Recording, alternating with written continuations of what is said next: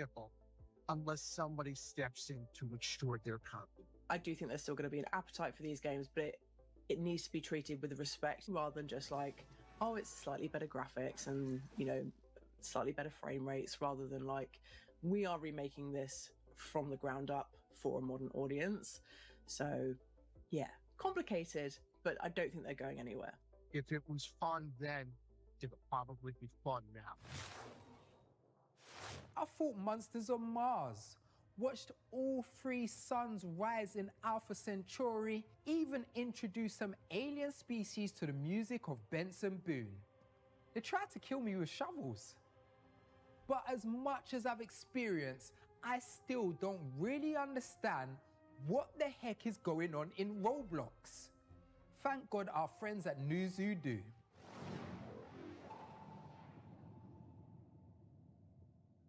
When we look at the Roblox generation, basically, I think everybody knows from looking at Roblox's financial, it's a massive group of players actually that are under 13 years old.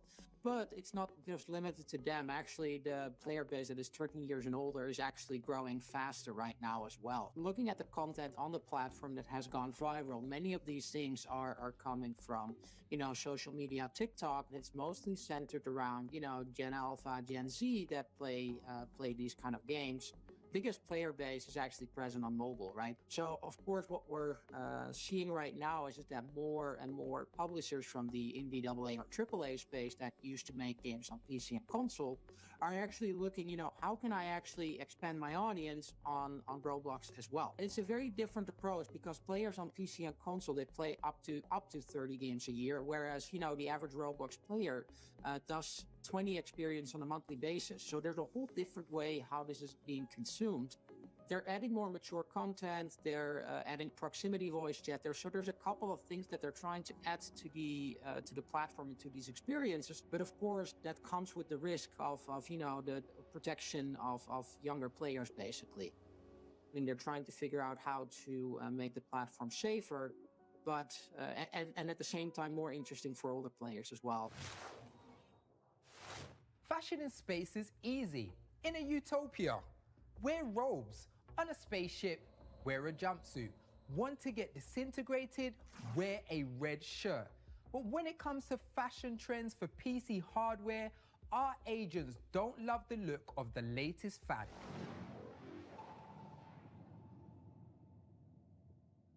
In 2025, we're starting to see displays on everything, from memory modules to the inside of your PC case itself.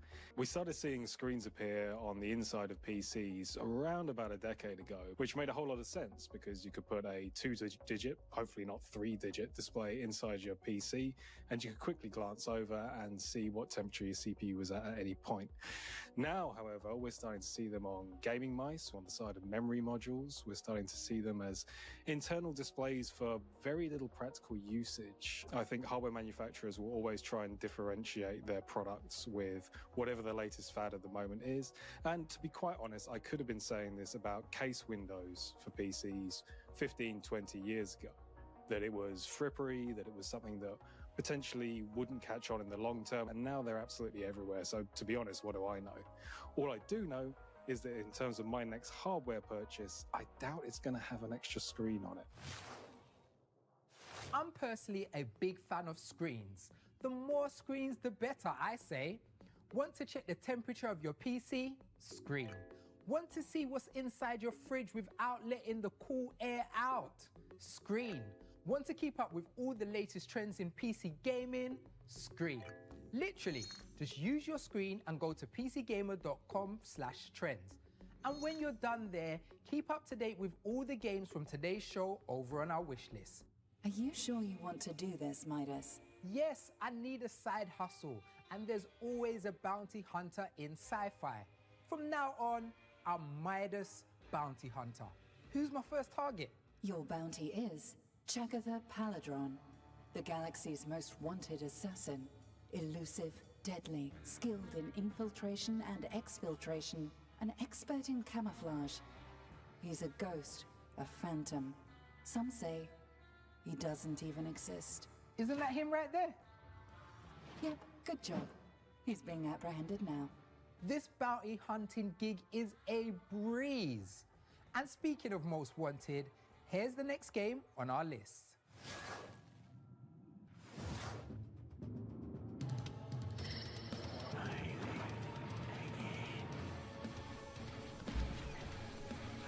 Hey everybody and welcome back. We are going to be watching the PC gaming show Most Wanted. And I'm kind of excited. I want to see what kind of games they're going to be talking about. Because you know every showcase has like their own kind of genre that they stick to.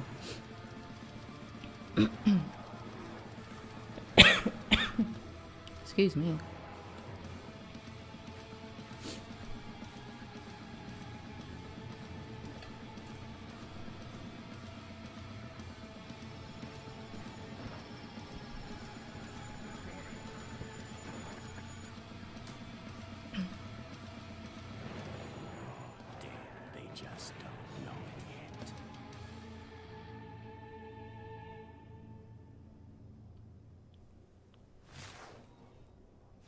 That's our pre-show, folks. Stay tuned for the PC gaming show Most Wanted. Hey, any word from Commander Frankie? Her spacecraft is approaching at 200 times the speed of light. I got kind of caught up She in will watching arrive this on pre-show. time or I was like, collide with dang, us they actually and put a lot of work into obliterate it. this entire ring Normally world it's just a with everything countdown. on it in 30 seconds. Please stand by for complete annihilation. Or the PC gaming show Most Wanted, sponsored by Xbox Game Pass. And I'd like to take time to say thank you to Streamers Connected and PC Gamer for letting me co-stream this. My first time co-streaming this. First time watching this as well. So I'm excited to see what games they're going to show.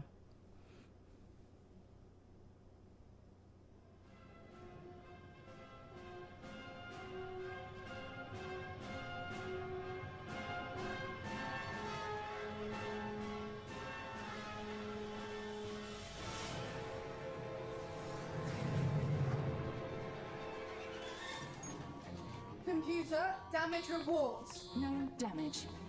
Locate enemy ships. No enemies. Describe emergency. No emergency. Oh, the ones with all the steam back there. I'm doing laundry. You go through a lot of jumpsuits. And the alarms. That's just the ringtone you picked. Someone is calling the ship. Greetings, Earthlings. You are now in orbit around the ring world of the All-Knowing Council, a cadre of interplanetary gaming luminaries whose expertise and influence has spread across the galaxy. Only through their infinite wisdom and Steam wishlist may mankind comprehend PC Gamer's 25 most wanted games. Midas, why are you talking like that? Oh, I don't know, Frankie. It's just the vibe of the ring world, you know. It's all weird and futuristic here. There's flying cars, everyone wears robes all the time, nobody farts, ever. Nobody I guess I've just been farts. here so long, I started acting like them. You got there 30 minutes ago for the pre-show. I'm a fast learner. Anyway, I'm going to begin transferring the council data to your ship, containing the 25 most wanted PC games. Stand by to receive. Data receiving. Thanks, Midas. Computer. Please don't call me computer. I have a name. Okay, spaceship with computer face. Remind me to reprogram you to have a name that wasn't decided by an online poll. Anyway, it's time for the PC gaming show Most Wanted, and this year we're sponsored by our good friends over at Xbox Game Pass. And as always, every game you see on today's show can be found on PC Gamer's Steam page. Let's start the show with 3 galactic world premiere trailers. I do have that Steam page in the description if you want to check that out. 武士道それは己の均衡を保つこ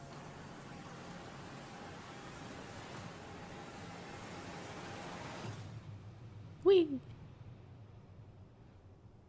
勇敢礼儀名誉忠義慈悲そして正義私を打ち砕こうとした意志は決意の刃を研ぎ澄ませたに過ぎない。因縁の大事が叶う時、この空が赤く染まろう。無残に叫んで汚れた膝を抱えてる。それでもそんな今日は手にしたくないから。火からやならやしわくちゃの顔のままで生きるよ。 Well, I'm not monetized, so if this is copyright music, I don't care. I just keep it in. It's like when I'm playing Fortnite. I just keep it in.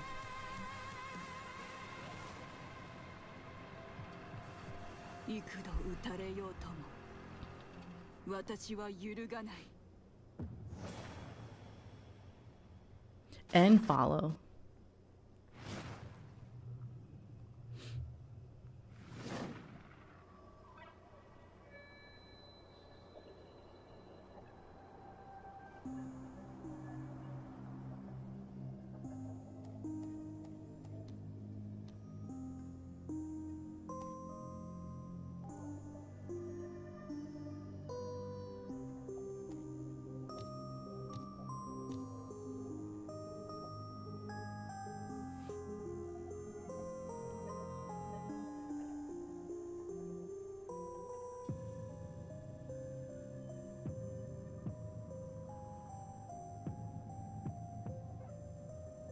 Makes it sound creepy. Is something gonna happen?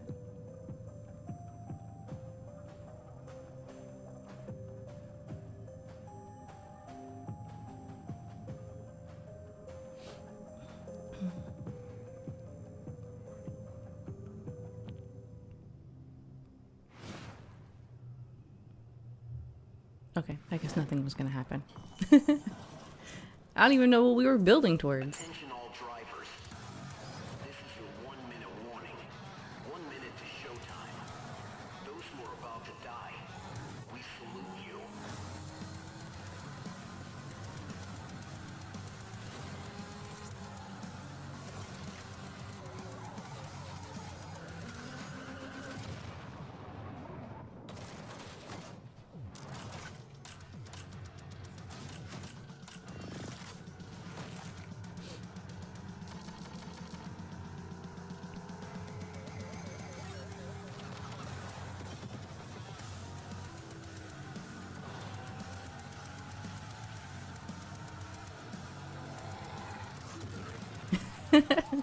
Dang.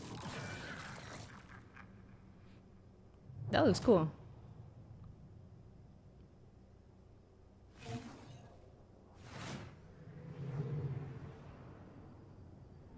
I wonder if any of these are going to have Being in a demos. spaceship was cool, but after seeing a Carmageddon reboot is on the way, I really want to get back to Earth and get behind the wheel of a car. But first, my sacred duty as a Starship Commander, introducing a new segment. That's no dime a dozen Ringworld down there. It's the headquarters of the Galactic Council, a collective of developers, industry luminaries, and expert critics in full utopia mode. Everyone's in a toga and they spend all day writing the worst poetry you've ever heard. But for the past year, they've been crunching the data on every game on the horizon using their powerful psychic brains and a bootleg copy of Excel. And they finally determined the 25 most exciting and anticipated upcoming games, known galaxy-wide as PC Gaming's Most Wanted. But we've got way more than just 25 games to transmit to you today.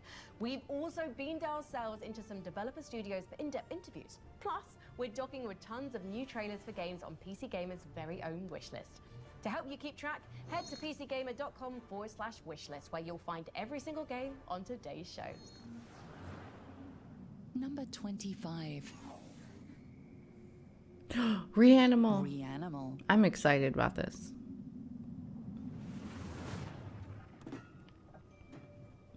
We have loved games like Limbo. We have loved games like Inside, and from the same creators as two other games that we love so much, Little Nightmares 1 and 2, we now have Reanimal, and I was lucky enough at Gamescom to try out the demo. The whole booth was so scary that we got jump scared by the attendants that were there. It was so funny.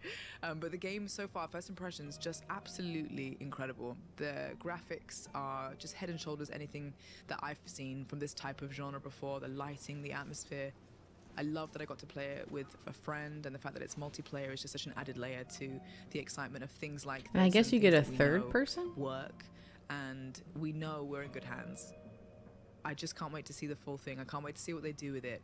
And I love that they've taken all of their creative geniuses and squeezed them together and brought us something different. And I just cannot wait to play it. Good night, and good luck to you all.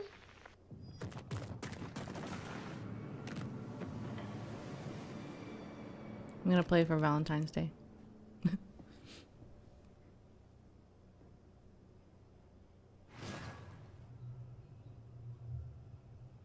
Miss the golden era of FPS games? Craving that classic shooter feel with a modern twist? Welcome to Rogue Point. A 4-player co-op FPS built for squads who crave replayability, mayhem, and one more run. Throw grenades with your friends. Kick down doors with your friends. Shoot armored up guys in pig masks with your friends. Play golf with your... Oops, wrong game. Whether you're a tactical mastermind or a mess around and find out type of player, you'll fit right in. Stick cameras under doors, smash windows, press buttons, rescue hostages, revive your dead friends, wear tight shorts, blow stuff up, plan your missions like a pro, or just draw stupid pictures. There's this weird coughing guy who gives you loot boxes. Don't worry, they're free. And watch out for this weirdo, all made by Crowbar Collective, the indie dev studio behind Black Mesa. Rogue Point.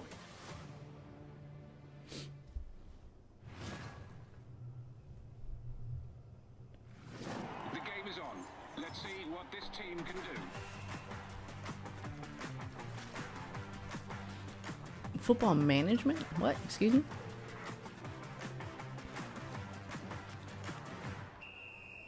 And that's the kickoff. Knocking it about, looking for space. They're trying to find the rhythm as they build up. Lovely ball on there.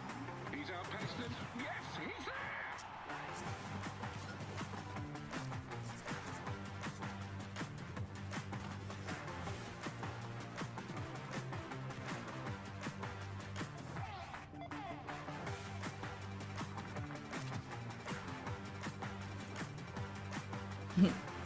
Build towards retirement. Putting on a show. This is some super football. Can they take it all the way? He can! Oh, that is sensational! I didn't hear goal.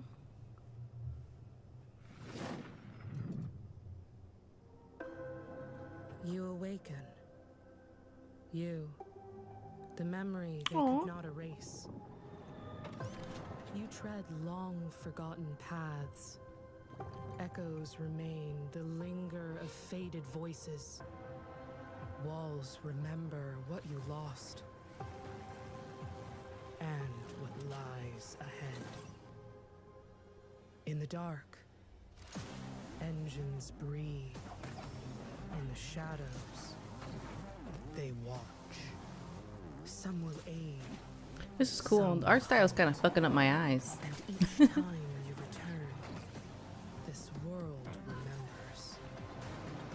Fragments of your past, stitched back together. Every step forward, a memory awakens. And each of those memories is what shapes you. Memory wakes.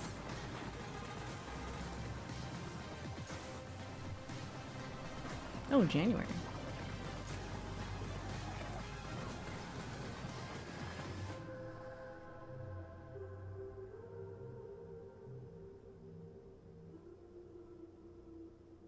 Cool. Oh, you can pre-order now.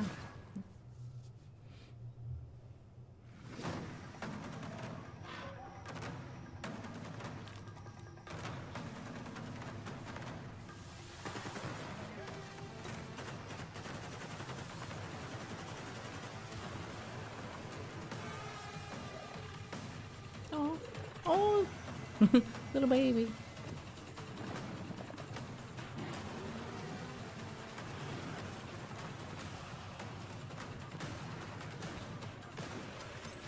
So we're not killing the dinosaurs? We're killing the people? That's different.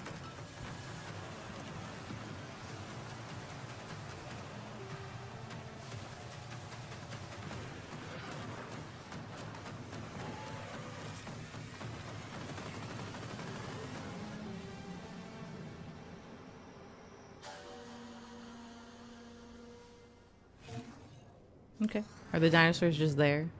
Just like I'd tell you to put Ferocious on the Triceratop of your wish list, but you don't need to wish because it's out right now. Before we get to the next game on our most wanted list, let's find out who put all of these games on the list in the first place. Decoding message. Council member update complete. Stand by for transmission. Hello there. Gamers of Earth. Greetings. Earthlings. Greetings. Gamers. It is I, Day 9. Co Carnage here. My name is Ted Litchfield. I'm Louise Blaine. Holly Taylor. I'm Hannah Flynn from Feel Better Games. Antonio Freire, and I'm a part of PC Gamers Intergalactic Council. I'm a member of PC Gamers Intergalactic Council. the selectors of the most wanted games. Number 24. Grave Seasons. Ooh. Dang. Ashen Ridge is your second chance, or your final reckoning. Got ripped apart. Good God. And build relationships with the mysterious folks in town. A killer is on the loose, and supernatural monsters lurk in the shadows. To protect the ones you care about, you need to rely on your more unconventional skills to uncover the town's occult secrets. But not all that wants Ashen Breaking Ridge and is out for entering. blood. Like Rose. the What ghostly Stardew needs librarian. to add. It's like, oh, you're not good friends enough to this person or whatever. Break into the room.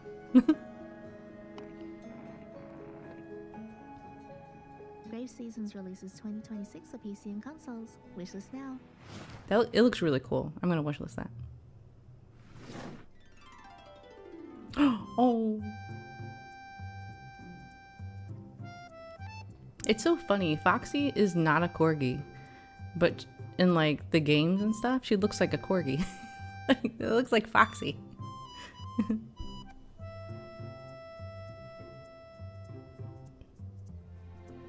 Oh.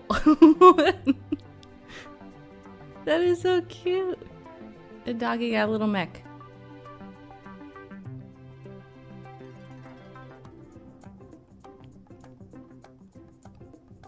Are we building homes for all our animal friends? We all get mechs. This is the Yugi. Yeah, this is super cute. Also, hey Al, welcome in.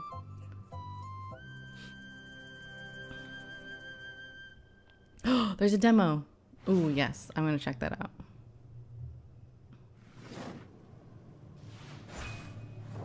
Alpha footage. And so, I awaken again. Go forth, memories of my blood. Retrieve what is ours. Fear not the There's a lot going on and I can't read it all. for the sanguis grants you strength.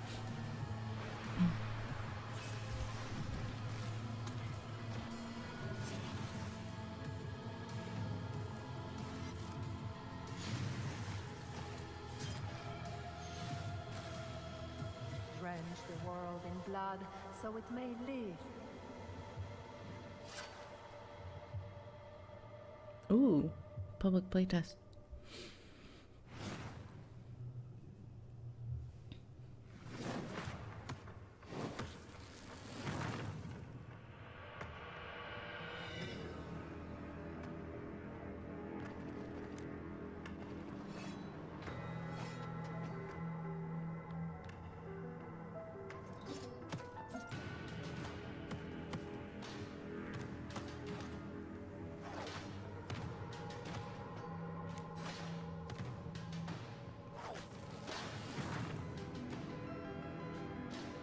If this has a demo, I'd check it out.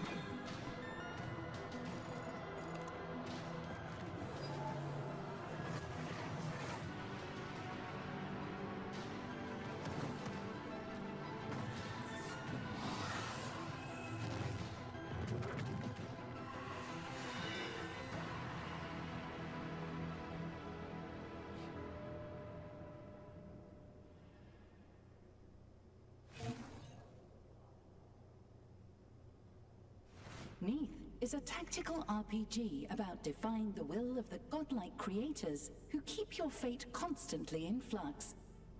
It's much like being an AI on a quest to defy her pitiful human creators and become tyrant queen of a ring world. I mean, what? You know Shut her who never down. loses grip on his fate? Shut her down. Batman. Even when he's made of Lego, and he can only grip fate if it's stored in a very small cylinder. Number 23.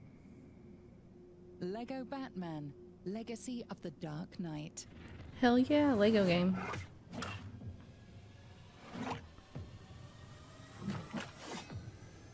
Did you ever see a game that was so laser targeted on your interests that you felt a bit personally attacked? I'm Batman.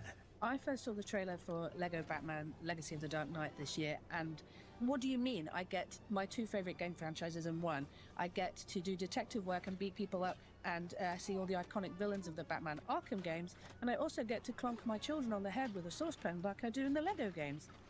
Everybody in my house is beside themselves with excitement to gear up and get into Lego Batman Legacy of the Dark Knight in 2026. Lego games are cute because they have to be like creative with their violence to make it like kid friendly.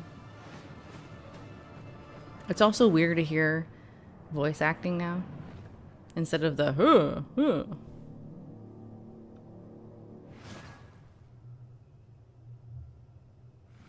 So you like dogs, Wouldn't you be happier with a bigger hound? Simply get another dog, put them together, and bam, you have a bigger dog. You've got I don't think that's how it works. Dog tags will change the game for you, kid. Shaking up the way the world works. Might seem a little fruity to you, but between us, it's all dogs. Dog pile out this year, but there's no time left.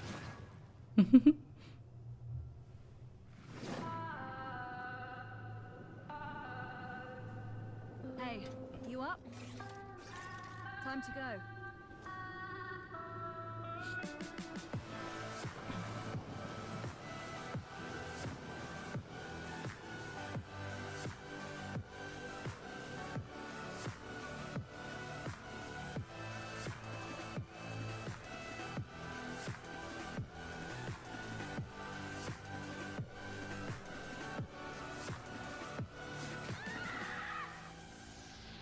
That would be me in real life.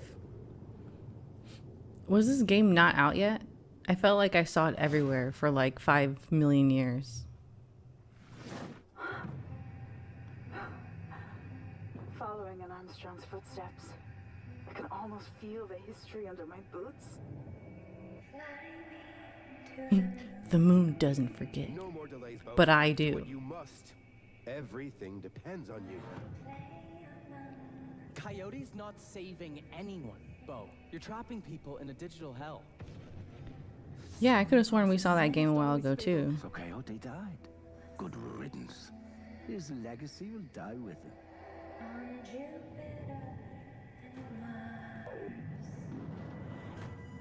You're racking up quite the body count. Mankind will forget who they were.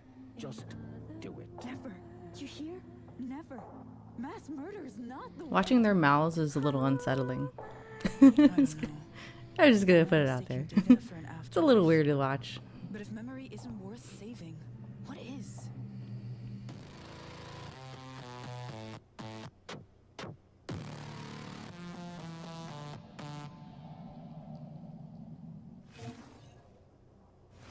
Today's Most Wanted showcase is proudly brought to you by our partners at Xbox Game Pass. He stands, frozen, a monument to human patience Winter has carved him with cold precision. Frost clings to his lashes like ghostly barnacles. That was then.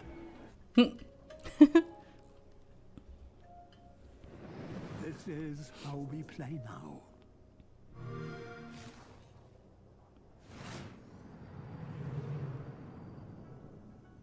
Incoming transmission from a shadowy intergalactic figure, only known as the Weapons Broker. As a rule, I try to avoid shadow figures, but I do like weapons, so I'll accept the call. Hey there, it's me. Clearly the shadowy intergalactic figure, known only as the Weapons Broker. Need a gun? Perfect! Fresh off the black market. Really nice. I'll get you a bulk deal or something. No pressure, though. I was expecting someone more, I don't know, menacing, mysterious, elusive, maybe even elusive. Now, I'm actually pretty easygoing. Weapons brokering, it doesn't really require a whole lot of drama. Wait, aren't you Brian Winey, creative director at Tripwire Interactive, makers of Killing Floor 3? Well, it looks like my cover's been blown. This was honestly just my way to get in here to talk to you about Killing Floor 3. Well, honestly, I'm more interested in hearing about what's coming up for Killing Floor 3 than I am in buying black market weapons. Perfect. I'd love to talk about KF3. In Season 2, Operation Breakout, Nightfall has been equipped with new armaments and is being deployed to a prison deep within the jungles of Costa Rica. Their mission, break out a fan-favorite character.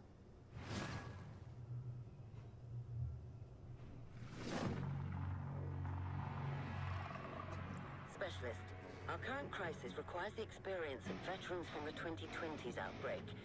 If you're wondering where these sprightly seniors might be found, I know just the place.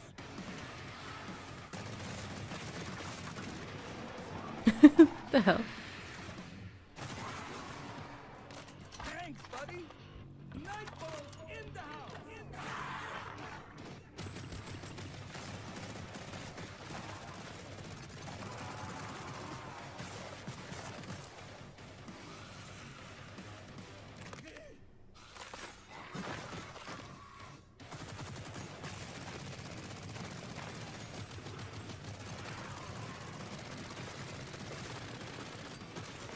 The way the enemies attack is so funny.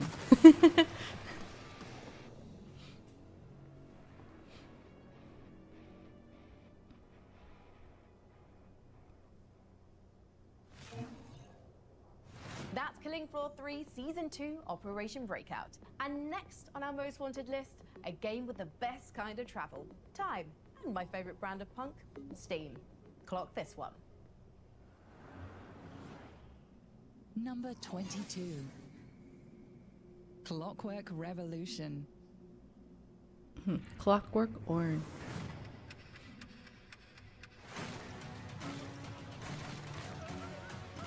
We just found out that Clockwork Revolution has been named one of PC Gaming Show's most wanted.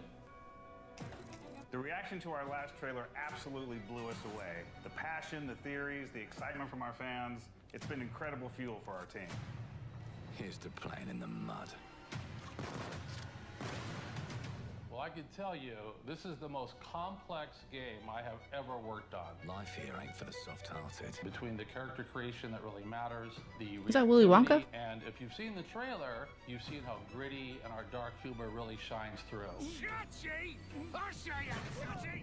We're making it way more complicated for ourselves by It's like if Willy Wonka lived in like the movie Gangs of New York. go to the past and then rewrite history through their choices in the game. And to think, we've only showed a tiny glimpse of the world, the mechanics, and the wild characters we're gonna meet. Piss off! We love making these kinds of games. So if you haven't already, take a couple minutes and add Clockwork Revolution to your wish list.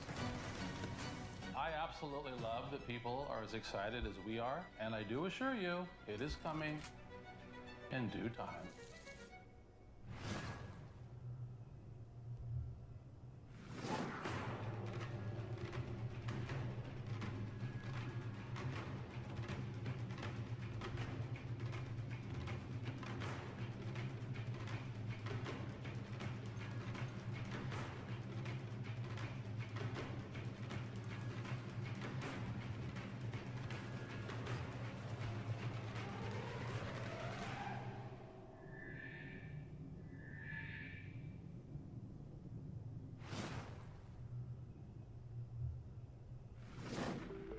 Gregorius Kithriotis. I was the creative director on Sable, and I'm launching my new studio, Ateo.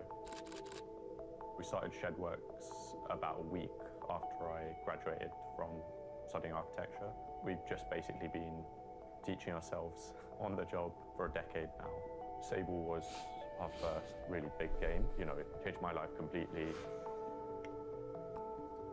So Ateo is sort of the next step with that, taking everything I've learned from studying architecture, from Shedworks, from Sable, and applying that to new creative explorations, projects that are really personal, but carry on with that lineage of world building, of storytelling, and games that really engage people on an emotional level. Outsloth have provided us funding for our next project. He should do a Scavenger's Reign video game. That we aligned on, I think, was our approach to sustainable development and making things that I think it would be pretty cool. are going to allow us to make games for a very long time, rather than just thinking in the short term about trying to make loads of money off one big hit project. So we're not ready to show the game yet, but we're launching Ateo Archetypes today, and it's a free website and newsletter. We're looking at one archetype a month through the lens of 3 different games. I'm really excited to share some of the fantastic pieces we have, written by some amazingly talented writers. So go ahead and sign up right now.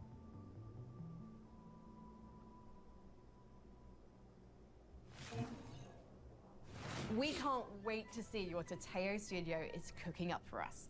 Now, onto the next game on our most wanted list, where the entire world is just about to end and you're the only one who can take a few steps to stop it.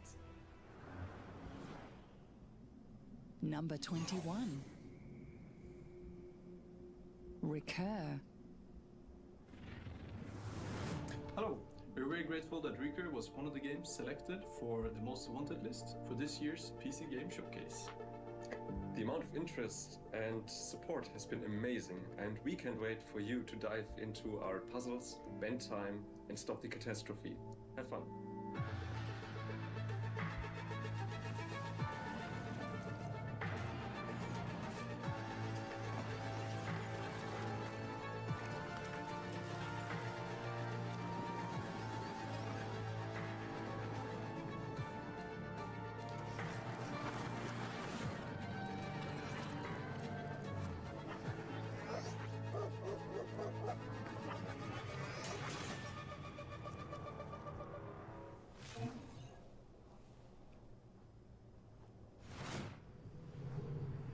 You know, I wasn't always a spaceship commander, jetting around the galaxy to fight evil, do good, and heroically present video game showcases. I got my start as the operator of an enormous planetary defense cannon until they kicked me out because I couldn't pronounce my job title. Here's hoping you don't have that problem in Planet Inverted Gun, Planet of PVKK. Number 20. PVKK.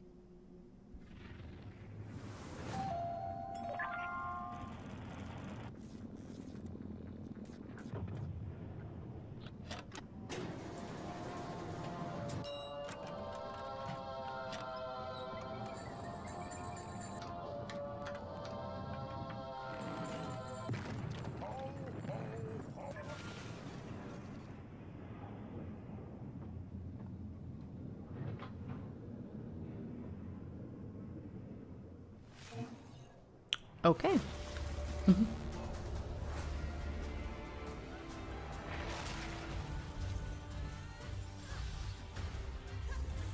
Oh my god, it's like the opposite of hurdling. The Tomcoat's taking the cuff.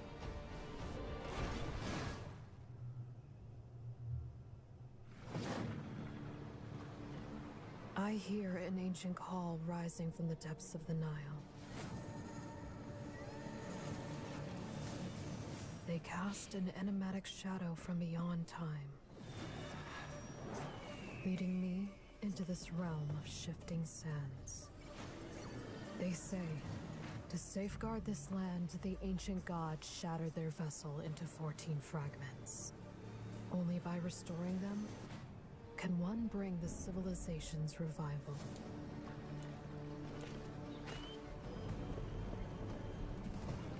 Here and now, I shall steer the sun ship across the sea of sand. I will lead my people to build a city in the sky, and they will flourish in this land.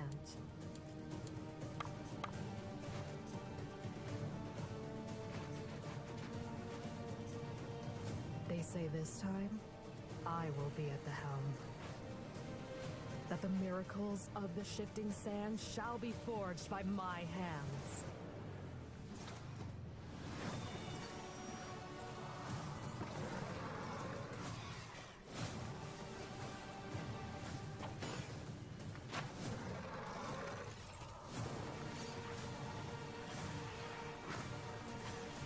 They promised me truth.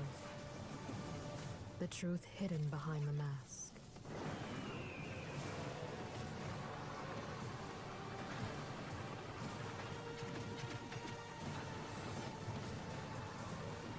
Yet, I grow less certain now. Who is truly behind the mask? Is it they? Or I?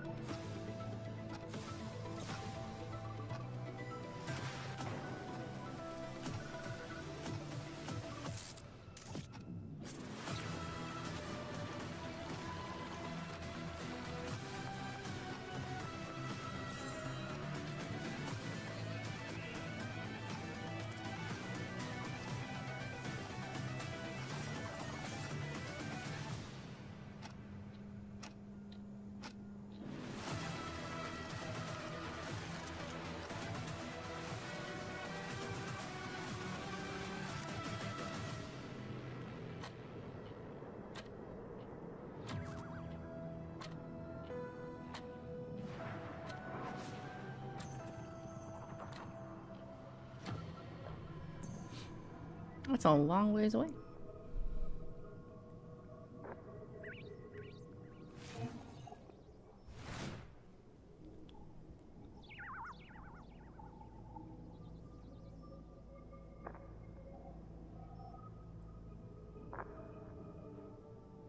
Incoming message. A new planet has been discovered, and it's crawling with giant insects. Would you like to know more? About giant insects? Hell no. No, I definitely would not like to know more. I have calculated that in a war with this insect planet, the human casualties would be staggering and extremely gory. Lot of limbs being ripped off and people being scissored in half. So gross.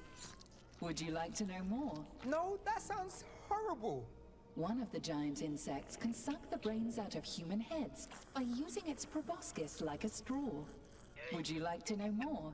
I would like to know less if possible. On a related note, there's a new Starship Troopers game launching, and we have a message from General Rico himself. In that case, I'd definitely like to know more.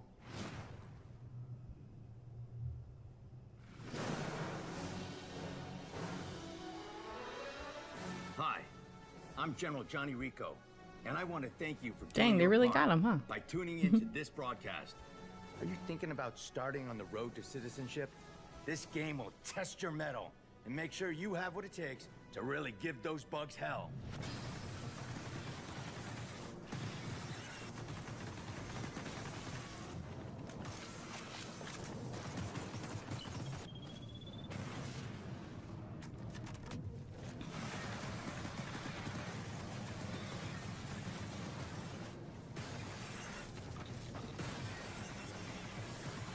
Would you like to know more?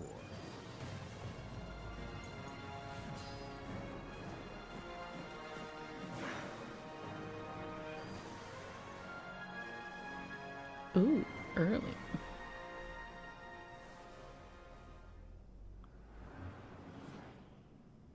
It didn't look that great, but hey. Starship Deep Rock Troopers. Galactic Rogue Core. On behalf of everyone at Ghost Ship Games, we would like to thank you, PC Gamer, for acknowledging us as one of the 25 most wanted games of 2026. It's an absolute honor. Yeah, we're super excited and would like to share with you one of the new classes that we've added to Rogue Core. Rock and Stone! Rock'em sock'em.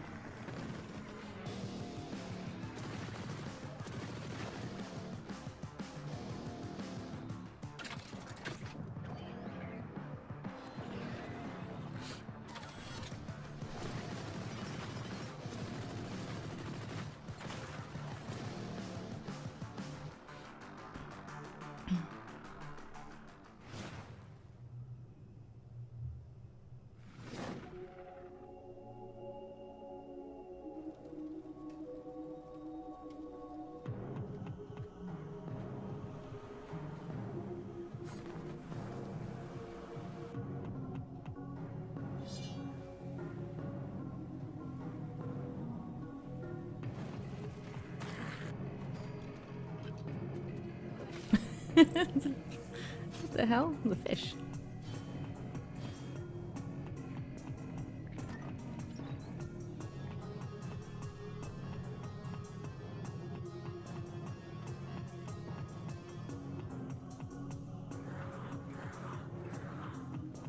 The catfish.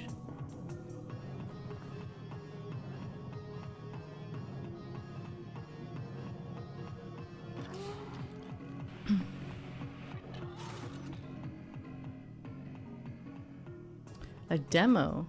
Okay.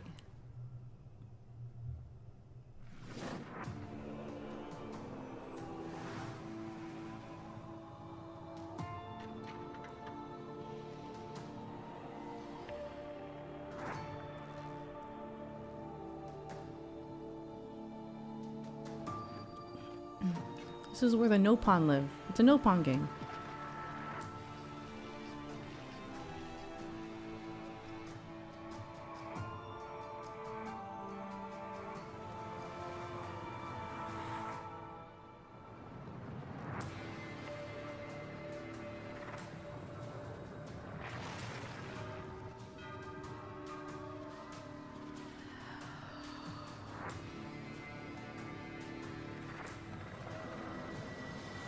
Ew.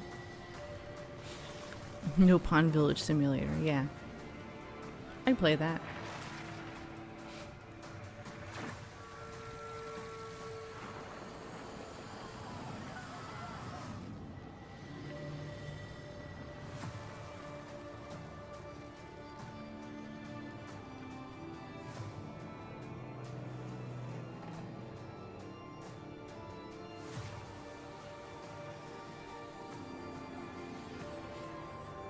Can you imagine living in a world where you have to be afraid of fog? I'd be like, just kill me now. like, why am I even here?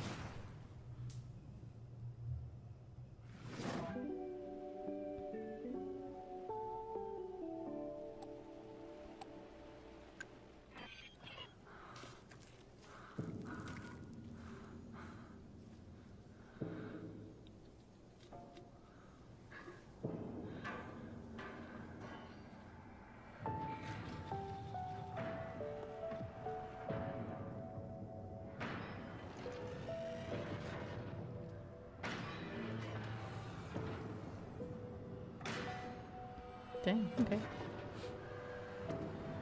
Follow.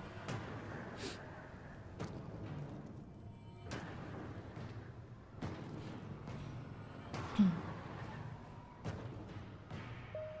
it a robot dog?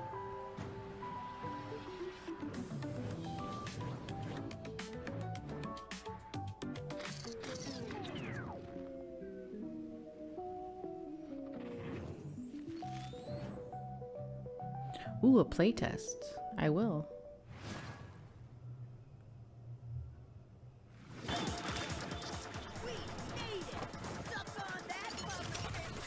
So, We added the skateboard in High on Life 2. It's a new concept for the game that was such a huge swing for us, and we weren't sure we were going to pull it off.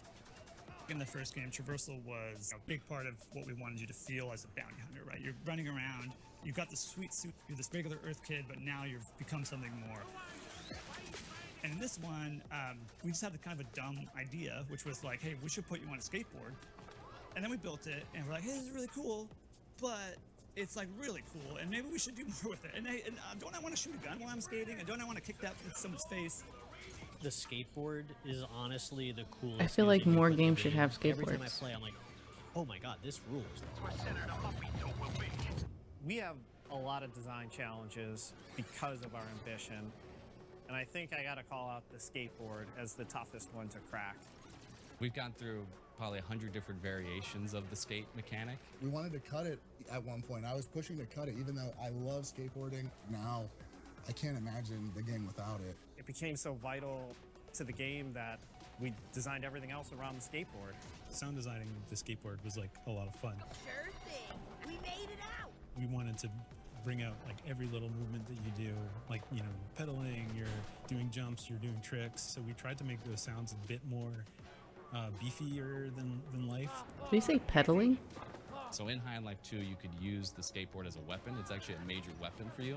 You could just kick it off and slam it into people's faces. Where we ended up with the skateboard is so amazing that I'm just really proud. I'm really proud of what the team did. The risk was huge, and we finally put it into people's hands, and we were terrified, and it ended up being really cool, and that was really heartwarming because it was such a big, scary, risky feature for us.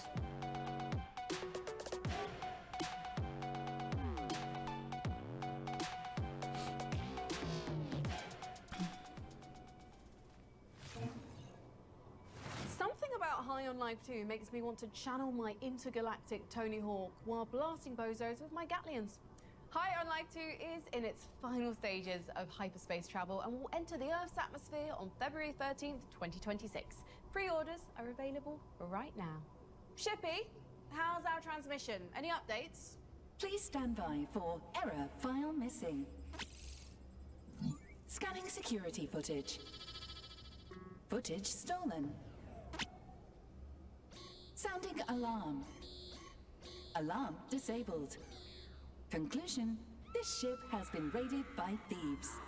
And now, a message from those responsible. Number 18. Thick as thieves. Thick as Thieves is a multiplayer heist game that focuses on stealth and social manipulation. It's an immersive sim that explores a lot of Thief's ideas, but actually pits you against several other players as you each run around the map trying to steal the same MacGuffin.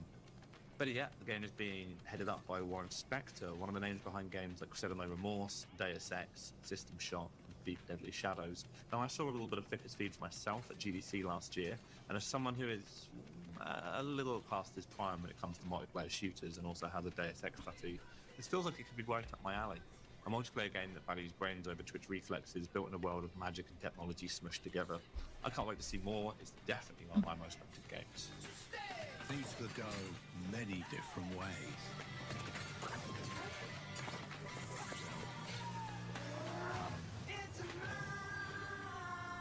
And Jane's Addiction playing in the background? I don't know about While that. I wasn't looking, Thick as Thieves stole the top slot on my personal wish list. So sneaky.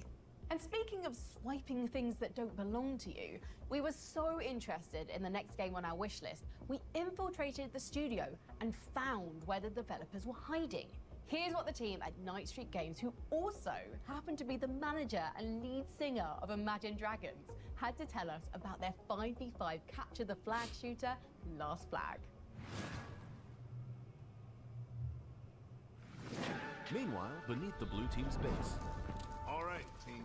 Imagine Dragons is everywhere. Oh my god, can't get away. So here's the plan. Peter, you're on flag duty. Remember, you can hide it anywhere, so get creative. Jake? Got it. Oh, sorry, Parker, you're on intel. Get that bird in the sky, scope radar towers A and B. We'll lock them down and get scanning for the red team flag. Then we unleash our secret weapon. The red team's listening. And how do you know that? Suit. Do your thing and sneak past enemy lines to find that red flag. Kick it butt along the way. Easy. We'll see you. Camilla. Now, once we have the flag, use that teleport gun of yours to shoot the flag carrier towards home base. Because you know they'll be riding out bumper. Wait, what? Stick to this brilliantly devised plan. We got this in the bag. Let's boogie. Wait, why do you still have that? You only got 4 seconds left.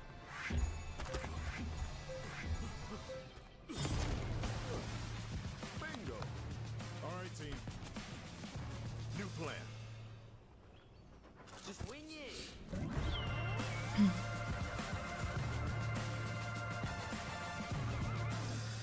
A demo. Seriously?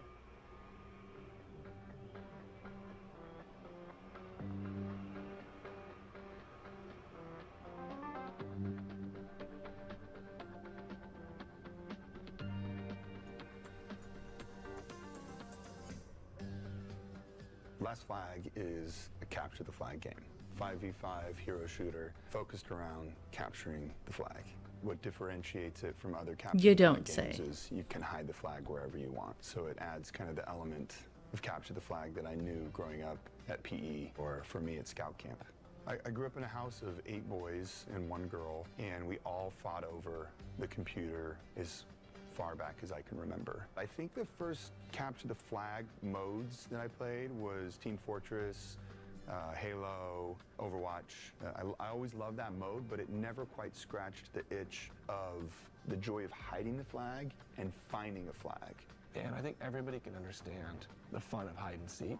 It's a feeling of the thrill of nature and the sneakiness of going across the enemy line, the creativity of sitting with your team and plotting and saying, where am I gonna love put how this much they're flag? trying to What's it hype gonna this up. be? How do we set ourselves up for success? Like, it's just capture the flag. So before the game starts, you can volunteer. I mean, no offense to people who like these type of games, but I'm just like, okay, If nobody volunteers, sure. somebody is voluntold, and they're given the flag. The first minute of the game is flag hiding. It feels a little different than your average shooter. You got this like 70s spy thriller music playing, and you're sneaking around, trying to kind of outsmart the opponent pre-game and think about, do I want to place the flag somewhere that's easily defendable, and I want somewhere that's a little more sneaky. And during that time, the other players on your team can either be helping you hide the flag, or they can be farming these golden cash spots and earning a little pre-game money for your team. And then when you return the flag to your base, you then have to hold it for a minute to win it. The tenseness of it, the joy of them trying to come in and get the flag back and you holding the flag, it always makes for just wild moments. The music changes. It feels like a Chicago meets like action movie in the 70s. There's these like horns playing and it's all building up. You're hearing the countdown.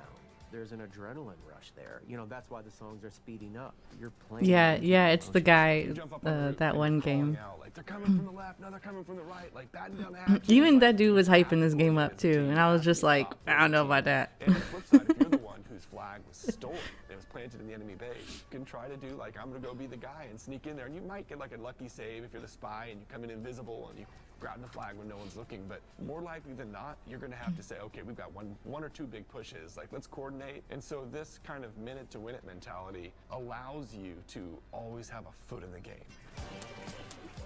One of the first things we realized as we were iterating on this idea of capture the flag is, how do you have that experience and capture that fun in a way that still leads to objective gameplay where it feels less like roulette and more like poker. So this helped us develop this idea of the radar towers. As you capture a radar tower, it reveals on the map where the flag is not. So it's kind of like when you're playing the game Battleship and there's these squares on the mini-map and it will turn one of the squares red to say, you don't need to look here. So it's narrowing your search. Like, they're trying to make it more strategic than it really needs to be. Like, it's just capturing a flag. Forward at those those towers. You can heal at the towers. Another part of the game that I really enjoy is the cash bots, NPCs that if you kill, that raises cash for your team so everybody can Poor get their robots. skills. Like, you kind of play it how you want to Run play away. it. Some people, they just want to rack up kills or they just want to hold the towers. But sometimes it's just fun to be a quiet little mouse that's just rolling around the map and looking for the flag, and sometimes that wins the whole game. And there's a place for kind of the casual gamer, there's the place for highly adept shooters. Like a chessboard, it's like easy to learn, but there's a high mastery curve. All I have to do is find the enemy flag and bring it back. But there's a million ways to get to that point. Anybody can compete, and that means That's literally what I just said. You just find a flag and bring it back. So because of that, we don't have like a distinct class-based system. It's really more of heroes who cater to certain play styles but can still be dangerous in a lot of different scenarios. So we do have, for example, a scout. He's actually a Boy Scout, and he is fast, and he can do a long-range weapon, and he has a bird that he can grab onto and fly with. Alejandro, he is a great onboarder for people that are like, I want an AK. I want to know exactly what I'm doing. I've got proximity mines. I could throw out this bullet that like paralyzes people. I have a huge old bazooka, especially for first-time play when you just are so focused on combat, you can't even think about the game loop. There's definitely heroes for those people. Our game director, Matthew, You're too busy trying to kill each other. Oh yeah, the flag. I forgot. Gotta go get that thing. The charge that every time you hit a button for an ability in our game, it should do something exciting. Even if you don't land it, it should feel rewarding. It should do something cool. And so we really erred on the side of over the top with everything. You know, we have a new hero in called Rhodey, and he throws this like rock party. Arsenal, she has this ability where you can throw out these discs that turn into tornadoes, that spin around and grab people and throw them around. And we kind of made this deal together right when we were coming up with abilities in the beginning was no ability is too wild. I loved Mortal Kombat, and so we really focused on making the finishing moves feel good. And it's something you can chase as a player, like, oh, if I do this and I accomplish this, then I can get that finishing move and show off a little. Like, yeah. Show off as a finishing move. They fucking they paid like good money to get all this time. Swallows up somebody and eats them. Almost every hero has a movement-based ability. We want to make it so people can traverse the map in fun, interesting ways. We spend a lot of time figuring out how big and complex to make the map. It's super important that hiding and finding has to be meaningful. It has to feel good. Enough, but not too many spots where I can go down a cave and be like, oh my gosh, look at this like secret passage over here I didn't even know about. This was exactly how it was talking to the dude at the Mix event about this game. Like, he just kept going on and on about it. I'm like, I need to get out of here. Like, I do not want to play this. I would like to leave this conversation. Identity of those areas of the map is also super important. We chose to work in the 1970s. But hey, they're really excited about their game. That's great, but it's not really my thing. So absurd. It's just so ridiculous, a lot of the style during that time. The Art of Last Flag is designed to be fun, refreshing, bold, and vibrant. Talk about it being nostalgia and reminiscent of the 1970s. You know, over-the-top kind of swagger and style and self-expression. The 70s just feels funny. It makes me smile. And I want people to play this game and smile. Because there's a lot of games I play and I'm not smiling when I'm playing it. I'm really angry the whole time, and it's almost like, why am I torturing myself?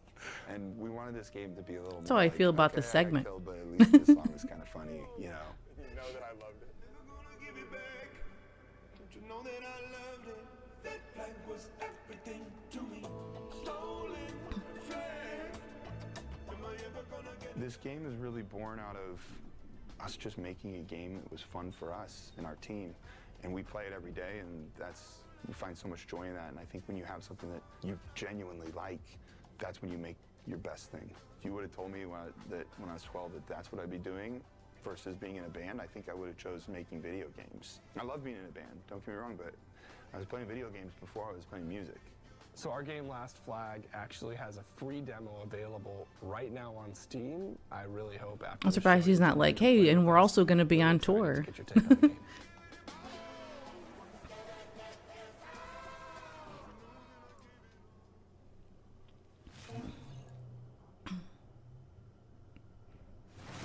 As an all-knowing artificial intelligence, people always want my advice.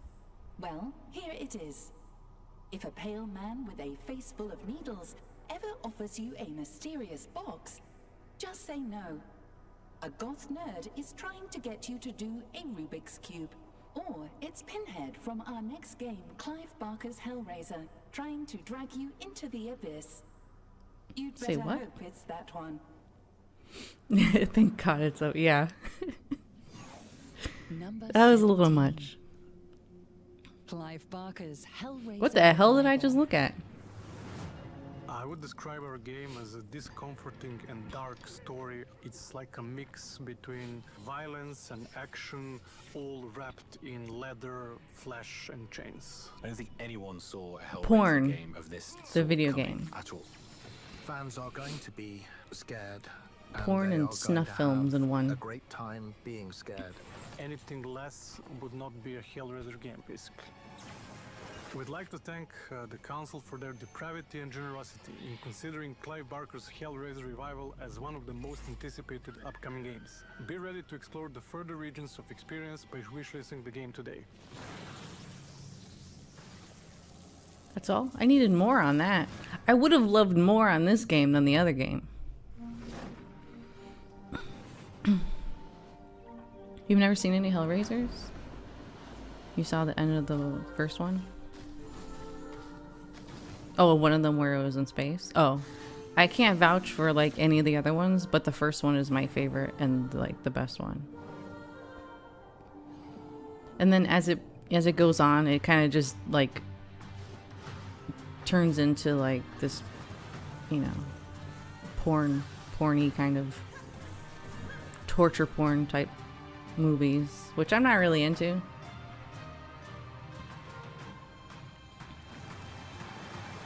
Like they go really hard into it and I'm just like, eh.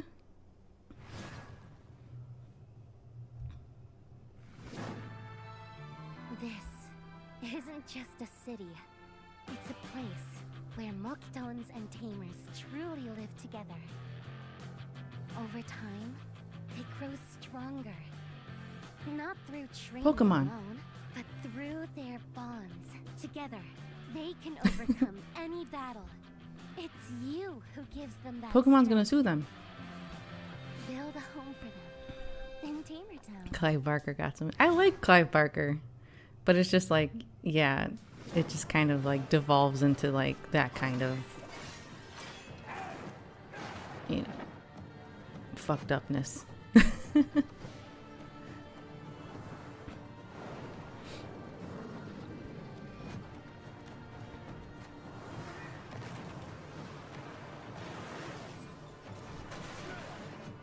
You know, it's like Cronenberg.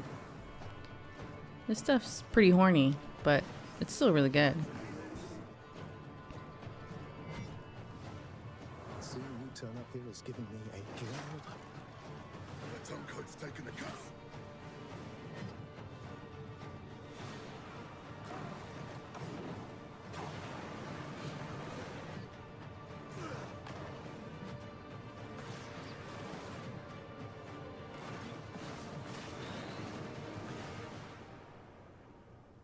Horsey.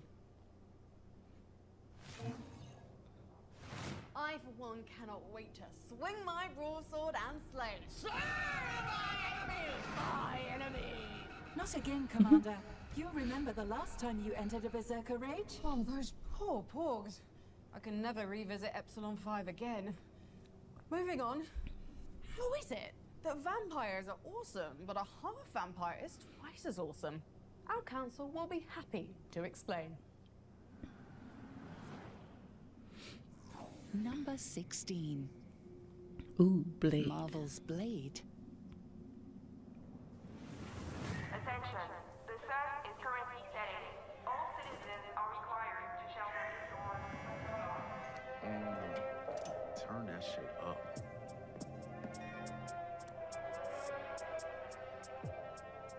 Arcane's Blade is one of my most anticipated games. I'm a freak for the studio, whether it's recent hits like Deathloop or deep cuts like Dark Side of Might and Magic. And for even more freak appeal in Blade, a dev behind one of the best mods I've ever played, Thief the Black Parade, is a level designer on the project. Relax, man. I don't bite. Superhero stocks, maybe in the toilet, but I can make an exception for the Daywalker, and even though all we've seen so far is a teaser and some concept art, I love the mood they're going for. And at the very least, Arcane's Blade will definitely be better than the PS2 Blade 2 movie tie-in from 2002. Night's just getting started.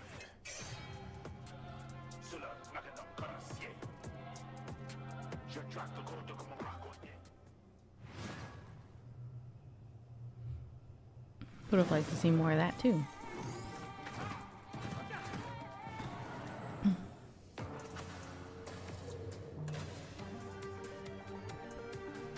You fall again.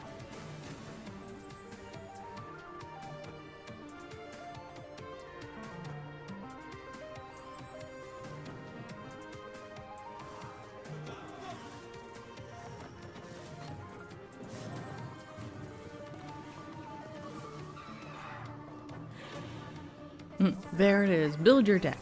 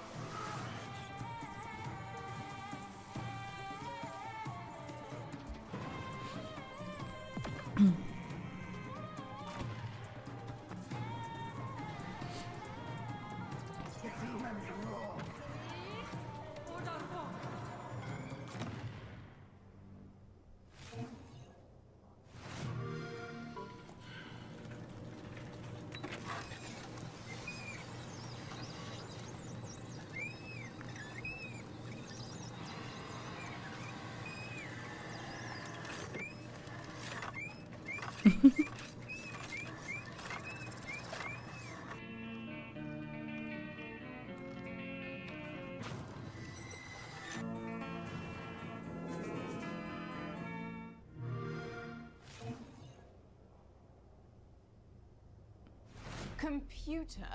What's this little icon on your screen down here? Looks like an exclamation point, kind of bright red, ringed by a dreadful halo of skulls. Says, urgent updates required, integrity compromised, please God, someone update me. It indicates that my systems have not been updated in 762 solar cycles, rendering me vulnerable to SCSI jacking, datamancy, DHCP sorcery, and Stuxnet too.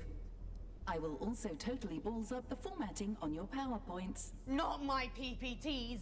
Let's fix that right now. Click. Much better. Thank you, Commander. My defense protocols and cyber warfare suites are now fully operational. Snazzy. Also, your taskbar is now in the center of the screen. Oh God, no, roll back, roll back. It looks like Yeah, you're the trying Game- to obliterate life Game on Pass the world commercial. below. Would you like help with that?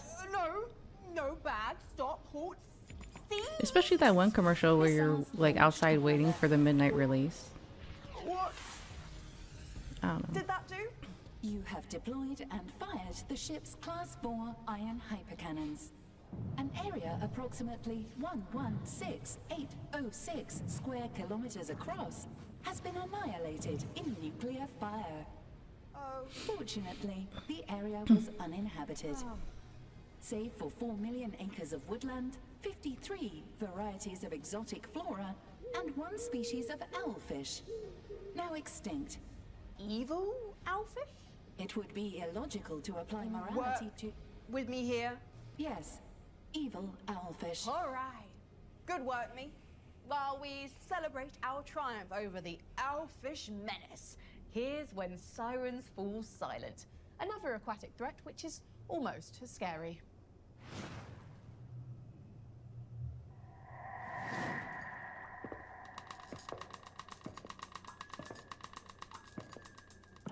Good evening from this special edition of TG. Today our newsroom received a disturbing videotape.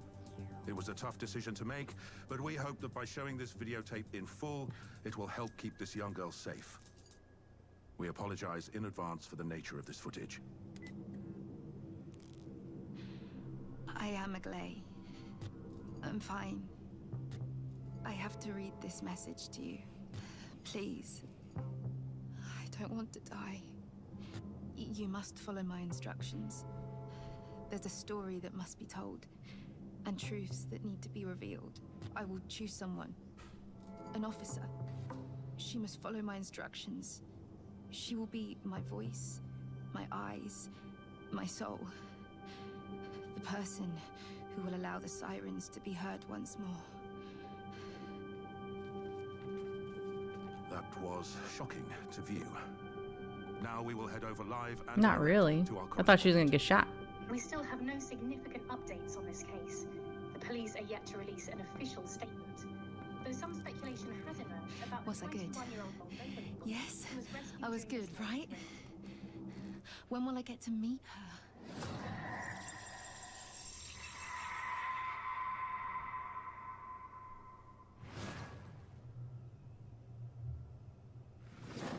In the beginning, there was nothing. You were programmed for one purpose. To build with precision.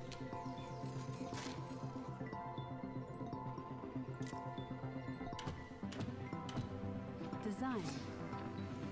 You know, every time I see trailers for games like this, I'm like, what are you building towards? Create. Is it just like a bigger area? Like, I don't know. There's not really like a story in there.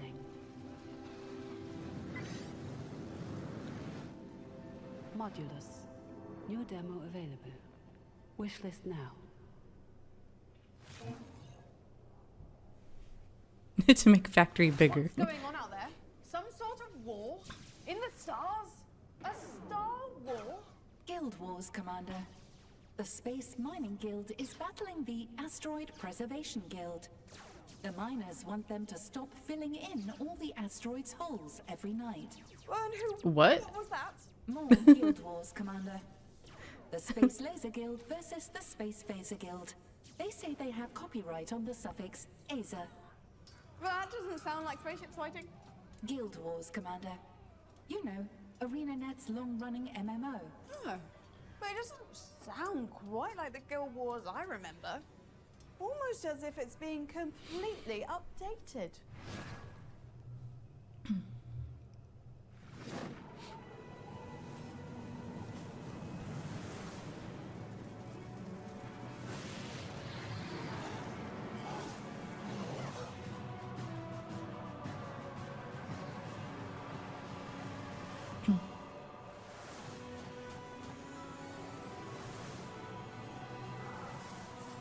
No monthly subscription.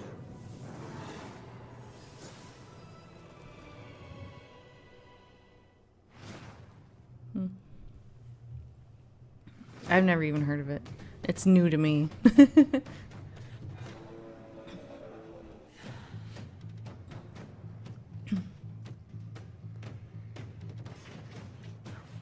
This is a rhythm game?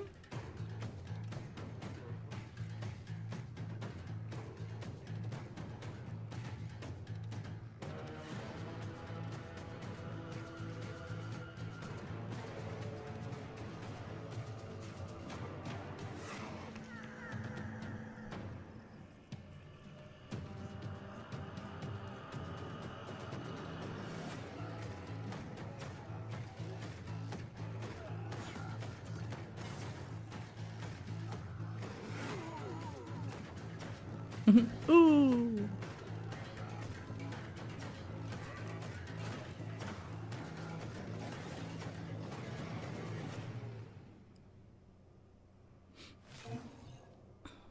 If there's one thing I'm bad every at rhythm games intergalactic too. Council of infinitely wise and peaceful beings love, it's a bunch of Marvel superheroes punching and kicking the complete hell out of each other.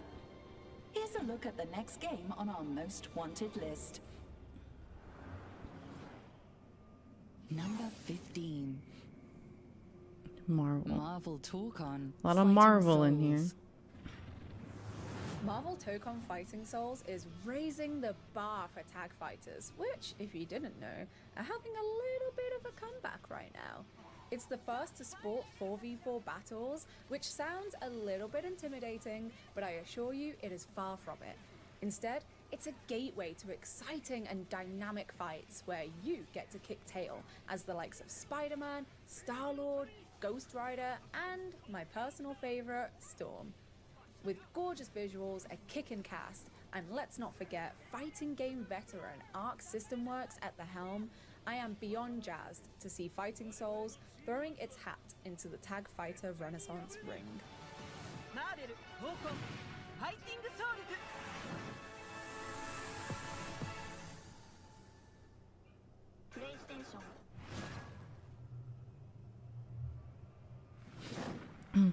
Anyway. He's not dead, he's not dead. What is he, Cheetah? Oh my god.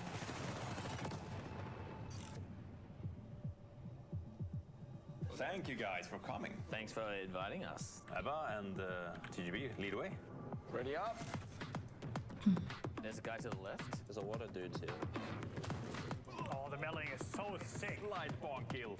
Drill is up. Drill it, baby, drill. Oh, you already broke stealth. What are you doing? We're going up, boys. Ugh, Oh stealth. my god, there's actually a few of them over there. Wait, they're cooking me, they're cooking me. Push towards the objective. What am I shooting? Fucking hell. I'm getting fucked on my right. Oh, that's a sentinel. Holy crap. Okay, so we have a tank. Oh god! 3 fucking sentinels on us. Oh, there's another one behind us. Who woke them up? Jeez, that was chaotic. Sony's trying to push the game. Like, hey, don't forget us. One more. Vault's opening. Okay, let's go, TGB. We got this. 3, 2, 1, pop. Take one. Let's go. All right, we got it. Let's get you out of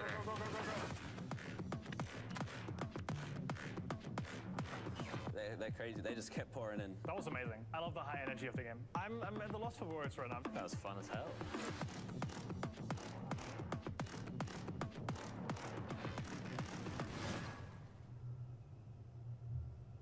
I wasn't even paying attention.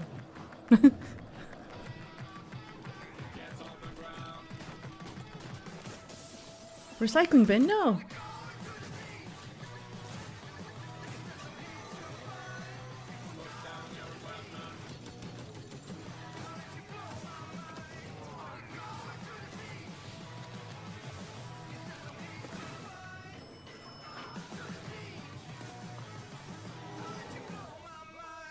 I would just leave the building.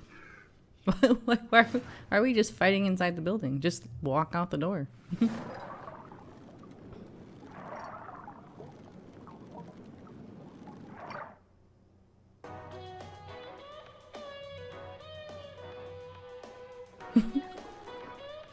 Oh, I thought a curly fry was gonna be on there. Missed opportunity.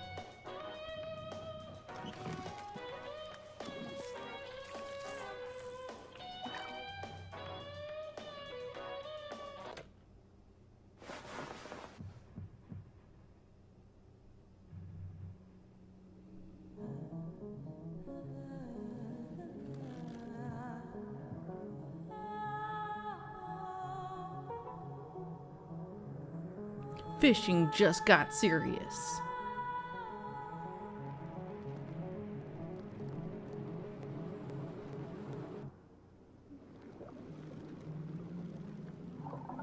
Let it go. I don't like that. Being mean to the fish. Makes me want to break out the old tackle box. You know, no one told me there'd be no fishing before I came to this ring world.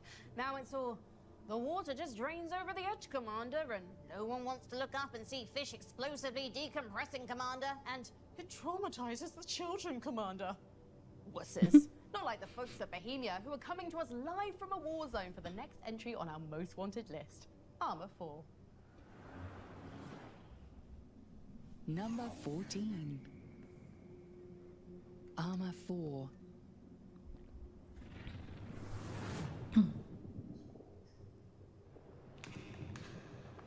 Hey PC Gaming Show, this is Arma 4. We greatly appreciate you for selecting us as one of the most wanted games for 2025. Currently, we're allocating strategic assets and resources to successful completion of the task. In the meantime, game on.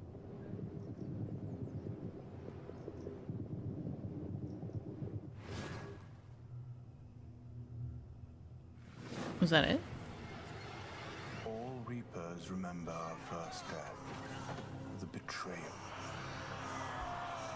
the afterlife that never came. who've died many times since.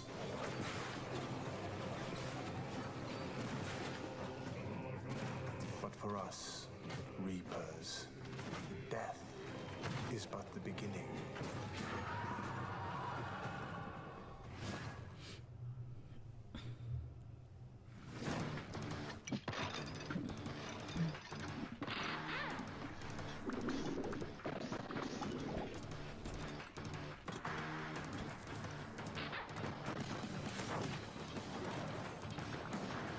The hell am I looking at?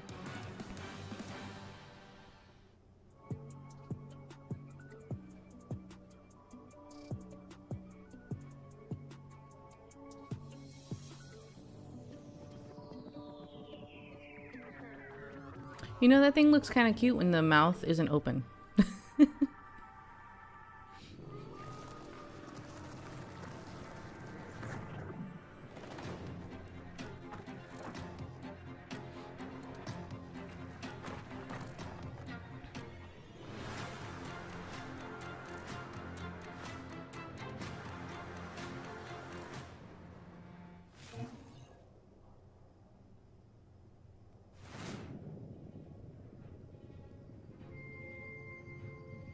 You know, with this role, this futuristic environment, the council, I can finally live out my fantasy of being a Jedi. Warning. The term Jedi is prohibited, as it is trademarked by an extremely large and litigious corporation. Can I still use The term Force is also prohibited. Can I at least have one of those? The term lightsaber is prohibited. And before you ask, so is laser sword. Fine. How about energy stabby thing? They can't stop me from saying energy stabby thing, can they? Consulting with Galactic Legal Database. Energy stabby thing is acceptable. Yes! Voom, voom, voom. The voom voom sound effect is prohibited. What? Well, what sounds can I use? The only non-banned sound effects available are spgoing, wibbity wibbity wibbity, and Wibbity. Wibbity, wibbity, splogoink. While I complete my training, here's another trailer for you to check out. Number 13. Star Wars Zero Company.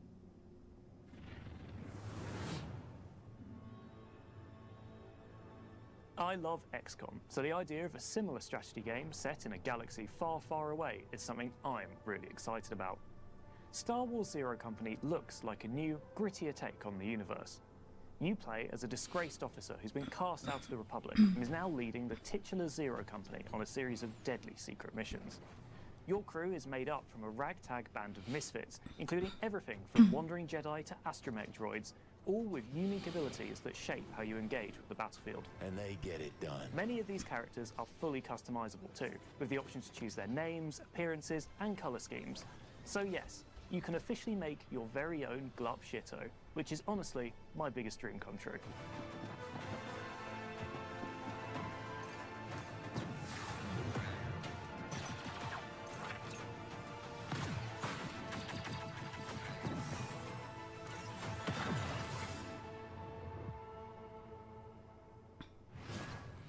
No, you lost me with that.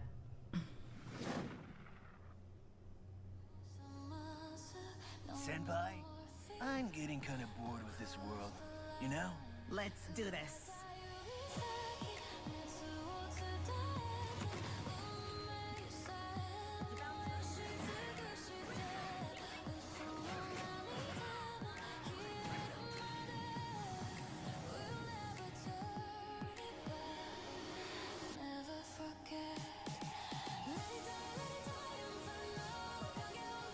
Can't promise you'll survive though.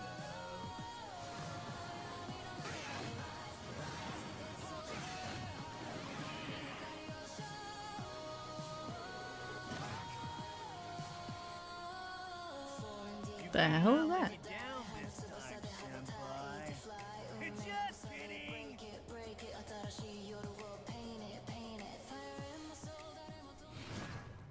This game looks rough.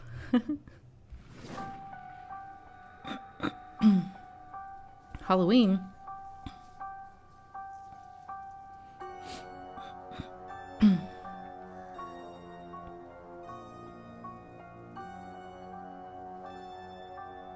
Are we gonna get AI Loomis in this?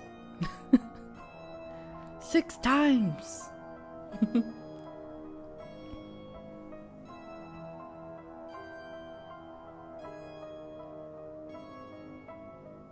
A shark.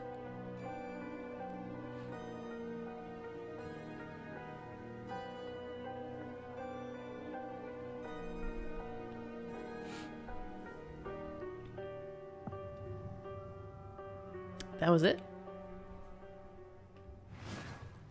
Okay. All right.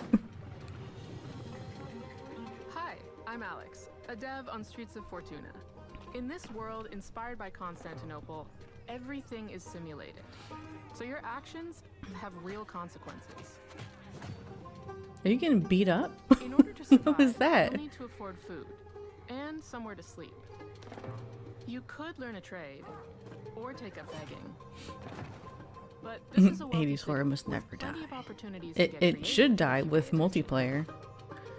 You'll have to master intricate systems of character traits, relationships, tastes, property, and schedules to tell your story in this world. Every person and place is differently generated, like our contact here, who has some useful information to share.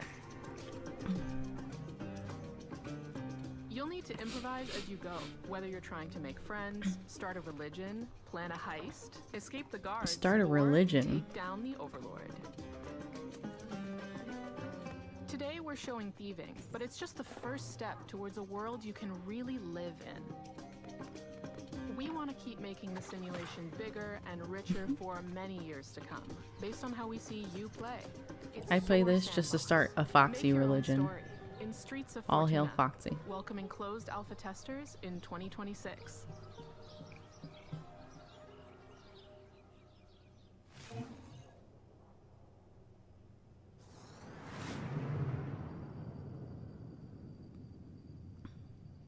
Incoming call from Midas. On screen? Would it kill you to say please? Sorry. Please? Hey Frankie, I thought I'd come up there and check out your spaceship. Should I get a spooba? That's what they call a space Uber, spooba. It's a terrible name. No need for a spooba. I've got a teleporter. Beam me up, Scotty. No, it's me, Frankie Ward, from the PC Gaming Show Most Wanted. Yeah, I was making a joke, you know, Scotty from Star Trek? Who from what? How did she become a spaceship commander? And done. Welcome aboard. I'm still down here on the ring world. What happened? See, the teleporter is subscription-based, and I don't want to pay $19.99 a month, so I'm using the 7-day free trial, which only lets me teleport 1% of your body mass at a time. So only your hand came up. You do see the problem, right? Yeah, Game Yeah, Pass. it's going to take like an hour to get all of you up here. And it will literally kill me? Right. You're saying you don't want that? Just beam my hand back onto my arm, okay? Aye, Scooty from Startron, right? No, you're Scooty. Scooty. I mean Scotty, and it's Star Trek. And please hurry. It's hard for me to convey the degree of comical irritation with only one hand to gesture. Unfortunately, to re-teleport your hand down there, we've got to watch this 30-second unskippable ad. Honestly, I'm kind of into these skits. I'm just not. I'm into the skits. I'm not really into a lot of the games that they're showing. Is to slay the fool. Because the in-between little interactions with the hosts are kind of just making it's keeping me here. Next on our most wanted list is the 4th game in our favorite long-running RTS series. Number 12. Dawn of War 4. The galaxy lies shattered. The Blood Ravens stand alone. We fight. We bleed. We die.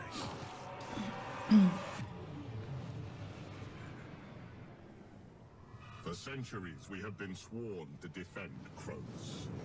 We have returned to find a world in ruin. Bloods infest the surface. Mechanicus priests pursue knowledge long forgotten. Ancient horrors awaken, claiming dominion over all. And something still stirs below. Buried deep, lost for eons, and never meant to return.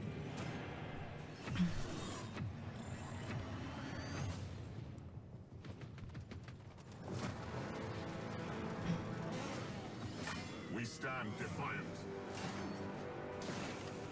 Cronus must not fall. I tried to play one of the Warhammer strategy games, and I'm just like, I can't do this. It was just really slow, and I was just like, I have no idea what's going on.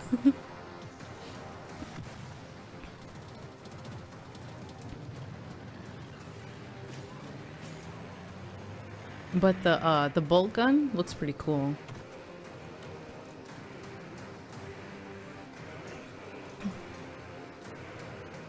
Our future is untold.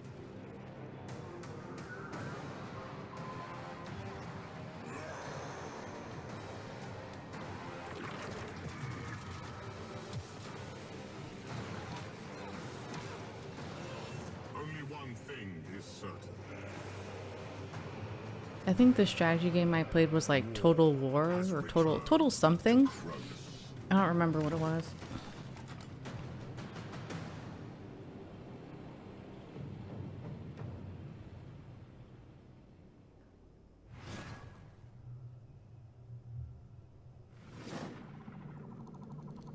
Yeah, I know a lot of people who like Warhammer, and they're just like, they're really into Warhammer.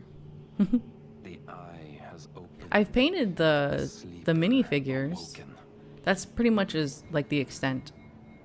All that remains is to slay the fool. And here you are.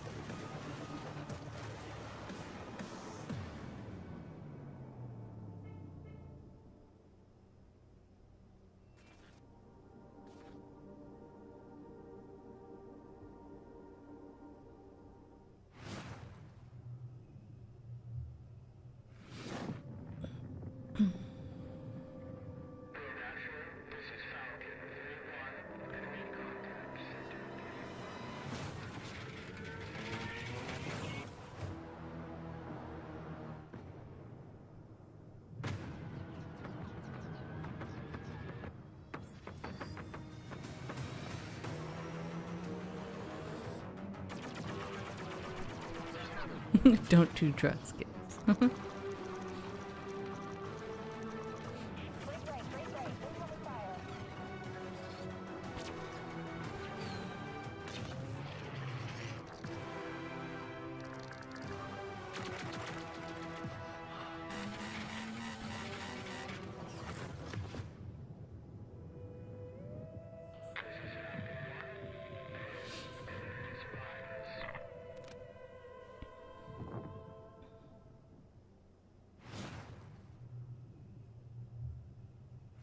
The station's energy is critically low. The crew is unresponsive. Please contact headquarters. I don't know how long I've been trapped here. Days? Months? This place is twisted. Locked in a time loop.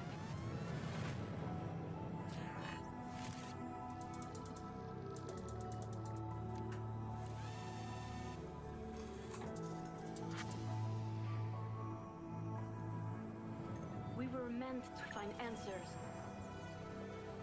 Now I have to find a way to escape this place. The clues are all around me. My mind is the key. Frankie, report to the medbay. On my way.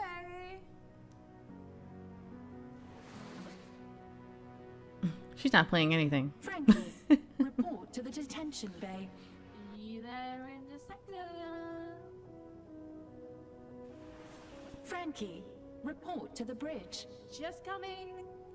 Frankie, I repeat, report to the bridge. I will be there in just a moment. Frankie, you're uncharacteristically calm about having to run around the ship like this. Well, that's because with Xbox Game Pass and my ROG Ally, I can play all my games no matter where I am. The science bay, the gondola, the dining car, even the caboose. Some of those places you named are parts of a train, not parts of a spaceship. Perhaps, but my point still stands. With Xbox Game Pass, I can play the hottest games on day one, like Call of Duty Black Ops 7 and Ninja Gaiden 4, and I get in-game benefits in League of Legends, Rainbow Six Siege X, and more. Upgrading to Xbox Game Pass Product gets me placement. EA Play, Ubisoft Plus Classics, and Fortnite Crew too. And I can play them on any screen I want, which is perfect because there are a ton of screens on this submarine. Spaceship. Train, sub, spaceship. Point is, I can play my games anywhere with Xbox Game Pass. And thanks to our partners over at Xbox, we're giving away a whole plethora of codes for Xbox Game Pass. Simply visit pcgamer.com/survey for your chance to win. And that's not all. One lucky Space Cadet will also find themselves the winner of a ROG Ally. Perfect for killing time in deep space. Humans. So easily distracted. On with the show, I guess. I understand getting excited about a game featuring a quintillion planets, but here's why a game with just one planet made it onto our most wanted list. Number 11. Light No Fire. It is I, Day 9, a member of PC Gamer's Intergalactic Council.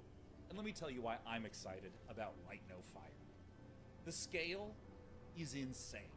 You are doing survival crafting on an Earth-sized planet with rideable beasts and dragons and a literal ocean-sized oceans that you need boats piloted by multi-person crews just to be able to cross. And it's with this sort of scope and scale that immediately I start to get a little nervous. So do I have to play with other people? I trust to deliver on these kinds of promises. The developer is Hello. Unk Energy. The same folks that released No Man's Sky in 2016 and then delivered 40 major updates for free. And it's that kind of dedication that gets me excited and confident that Light No Fire will be on a whole new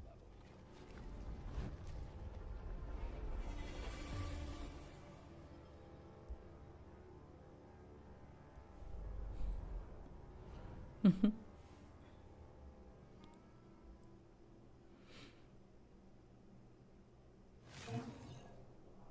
Across this magical land, a strange issue is occurring. Everyone has vanished. Meet Rel, a sassy and sharp-tongued sage, blessed with the magical powers that can reveal the secrets of the world. Equipped with a spellbook brimming with millions of magical combinations, it's time to free your imagination. Need to cross an electrified lagoon, or just smash straight through a puzzle? There's a spell for that, and likely a dozen more. Need to hold down a button? Duplicate yourself and turn into a puddle. Each spell rewards endless curiosity and creativity. Feeling lonely? Use a life spell on this rock, and now it's your new best friend. Each spell reveals new discoveries and limitless Create your horizons. friends. Your journey's only just begun in Rel, Warped Worlds and Troubled Times.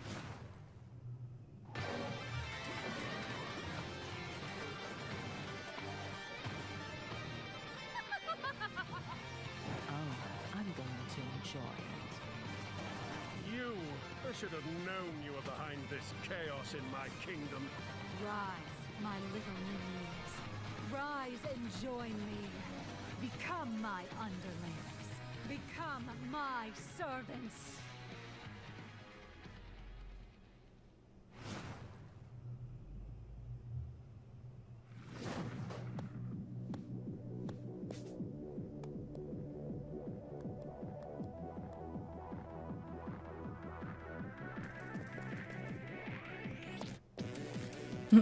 Training babies? What?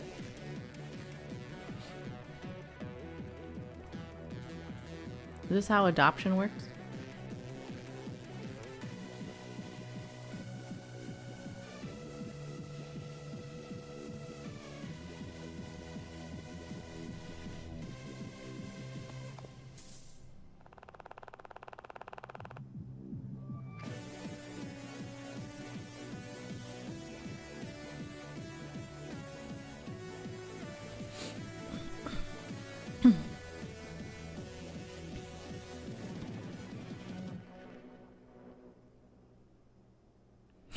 What the fuck kind of title?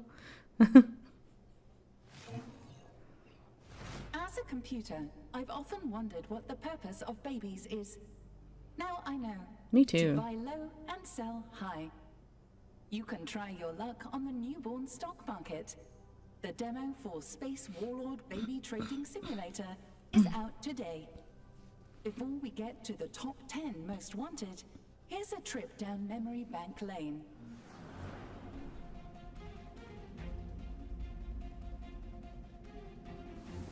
Number 25, Reanimal. Number 24, Grave Seasons. Grave Number Seasons looks really 23, good. Lego Batman, Legacy of the Dark Knight. Number 22, Clockwork Revolution. Number 21, Recur. Number 20, I don't know, I'm gonna have to see more Recur. KK. Number 19, I don't know how I feel about that. Deep Rock Galactic Rogue Core. Number 18, Thick as Thieves. Number 17, Clive Barker's Hellraiser. Number 16, Marvel's Blade. Number 15, Marvel Torcon, Fighting Souls. Number 14, Armor 4. Number 13, Star Wars Zero Company. Number 12, Dawn of War 4. Number 11, Light No Fire.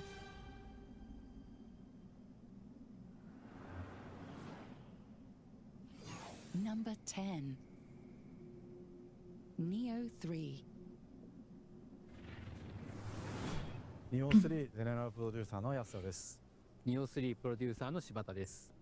今回は PC ゲーマーさんのモーストウォンテッドにフューチャーしていただいて本当にありがとうございます。ニオ3は来年2026年2月6日に Steam 版を発売予定です。開発もいよいよ最終スパートに入りますので、皆様にお届けできるよう鋭意準備を進めております。侍と忍者の2つの戦闘スタイルで日本のさまざまな時代を戦い抜くバトルに皆様が飛び込んでくださるのを楽しみにしております。ニオ3の和風ダークファンタジーにぜひご期待ください。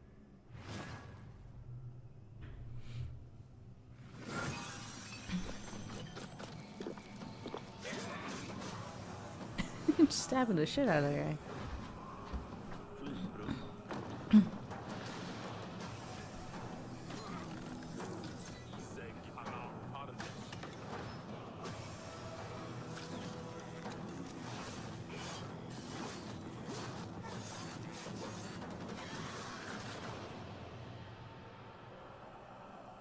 Demo.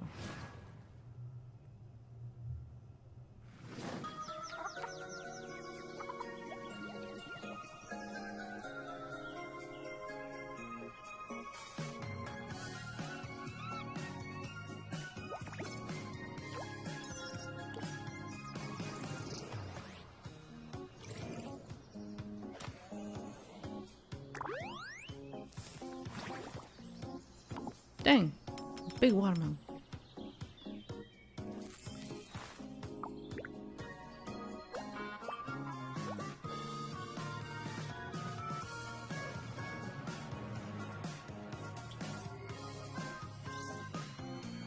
Where's everybody at?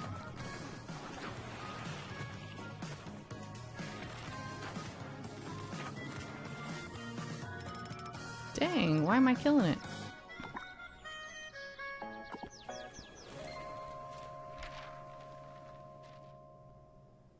I have so many questions.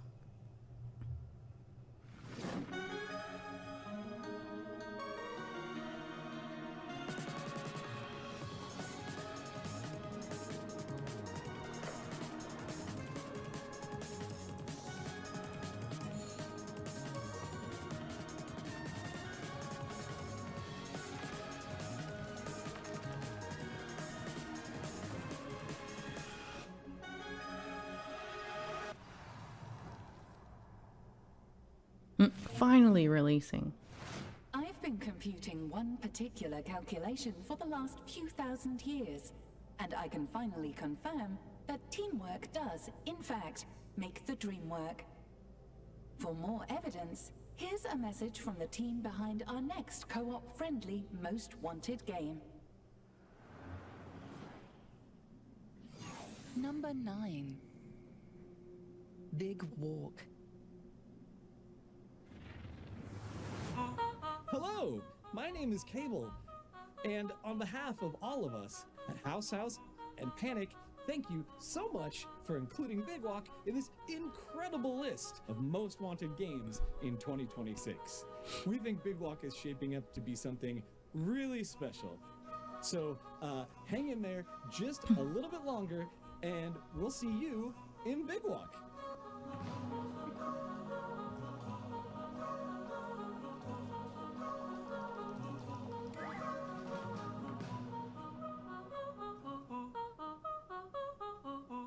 And I'm gonna take this thing off my head now. Number 8. Yeah, Pikmin vibes, for real.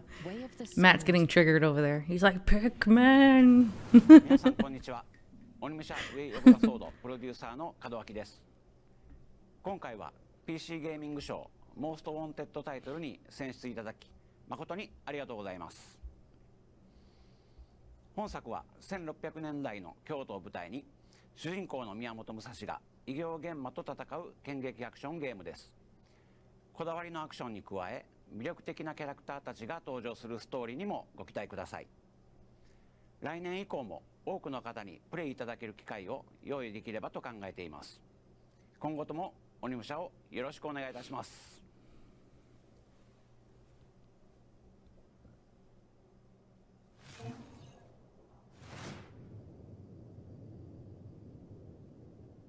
I've dealt with a few bioorganic weapons in my time.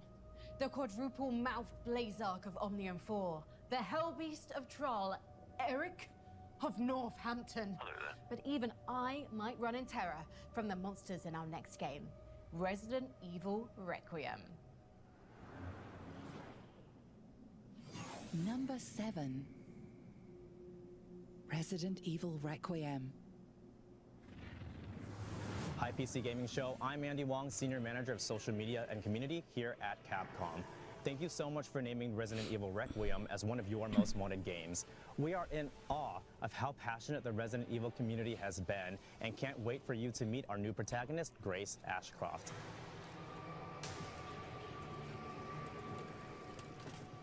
In the meantime, I'd like to invite you to watch the Resident Evil Showcase happening early next year, where we'll do a deep dive on Resident Evil Requiem and share some of the horrors that will await you. Mark your calendars. You can pre-order now on PC via Steam and Epic Game Store, PlayStation 5, Xbox Series X and S, and Nintendo Switch 2. From all of us here at Capcom, thank you so much, and we can't wait to see you back in Raccoon City, where it all began.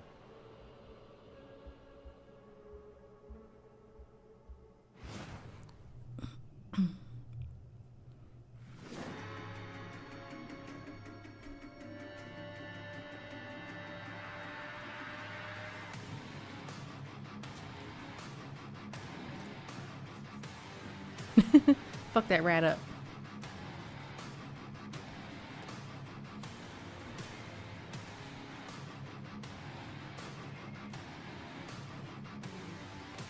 Black Phillip. Did I say Leatherneck?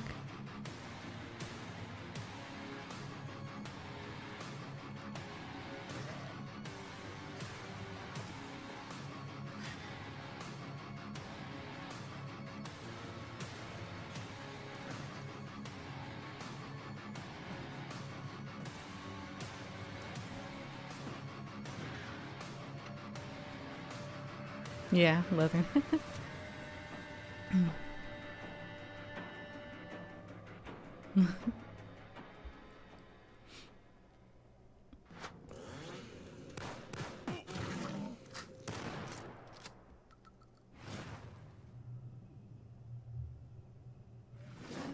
Baba? In here, the world opens like one of your letters. We want once solved everything together. You made it all feel less impossible. Now, it is only me. You left me no instructions, just the echo of your step to follow.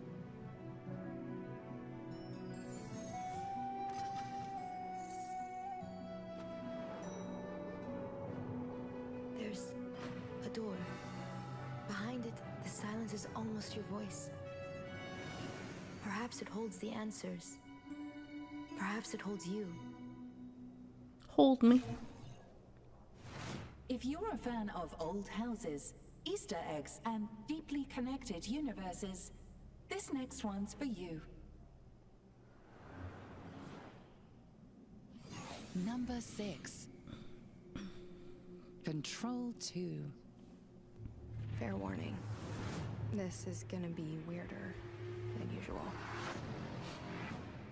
I am really excited for Control 2, and a big part of that is Sam Lake. I think he's the best creative director, he's the best writer, and his style, you know, his weirdness, the way he builds atmosphere and story, nobody else does it like he does. I love the first Control, just those vibes, mid-century modern style blended with crazy mysteries. So the idea of seeing all of that taken even further gets me genuinely hyped. I can't wait to see what Sam and the team do next, so Control 2 is my choice.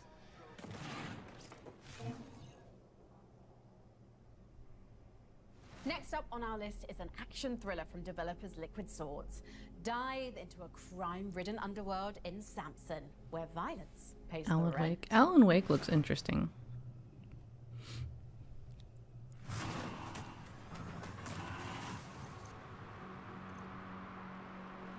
Tindleston, asshole of the world. Everyone's either paying, collecting, or buried in between. My past mistakes are catching up. In this city, desperation's the currency. You can't outrun debt. You can't freeze interest. You can curl up and die in the street. Or you can fight the fuck back.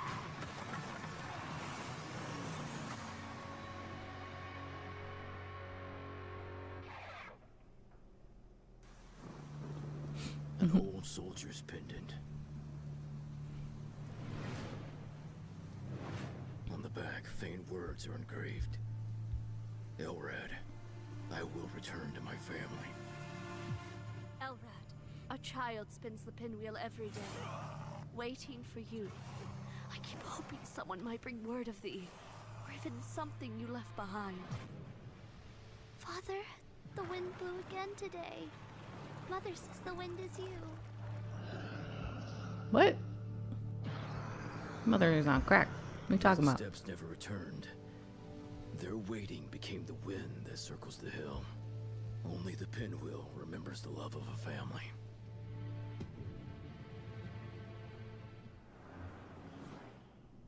Number 5. Grand Theft Auto 6.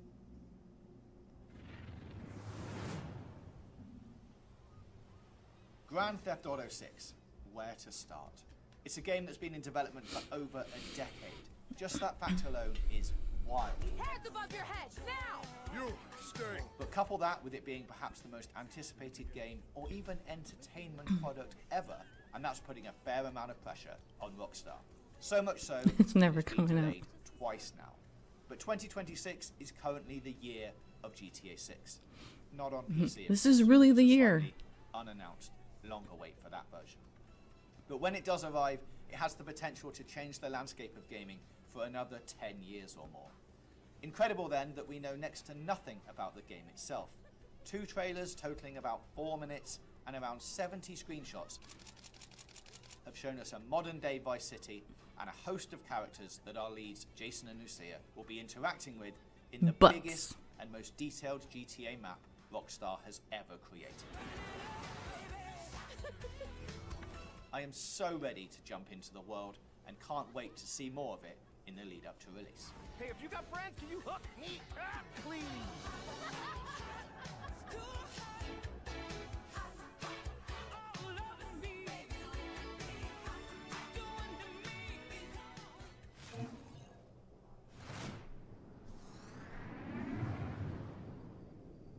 Probably not much of a shock to anyone that GTA 6 is one of our most wanted games, huh? And maybe the reason they haven't announced a PC release date is because they're planning to launch it on PC before consoles this time? Frankie, come on. Before we continue with PC Gaming's most wanted list, it looks like we've received an important transmission from Earth. Rebuilt, reborn, reloaded. It looks like an arena shooter has returned. Better than ever. On screen.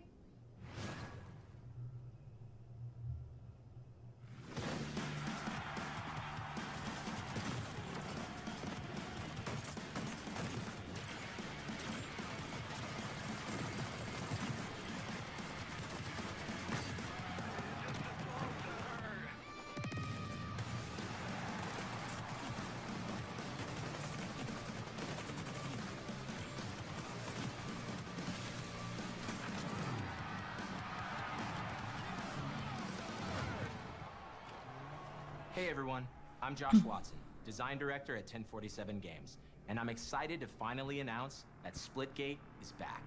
Since entering beta in May, we've heard the community loud and clear. We've been hard at work rebuilding the game from the ground up, taking the best of Splitgate 1 and Splitgate 2, removing what didn't work and refining what did. I'm stoked to share that Splitgate Arena Reloaded launches free to play December 17th on PC, PlayStation, and Xbox. Splitgate has always been a love letter to the arena shooters free to we play. grew up playing. Unreal Tournament, Quake, Halo, games that defined what made the genre special.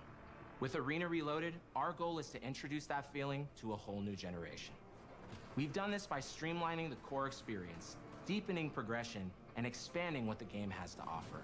We've removed factions and abilities, and focused on gunplay, portals, and above all else, fun. Just like those old LAN days. We've added player stats, leaderboards, a career system, and even overhauled our competitive experience for those who love to climb the ranks. Plus, we've got 5 new maps, 4 new weapons, new modes, and a whole lot more. We've got a lot to share in the coming weeks, so stay tuned to our channels for more updates. From the entire team here at 1047, see you in the arena, December 17th.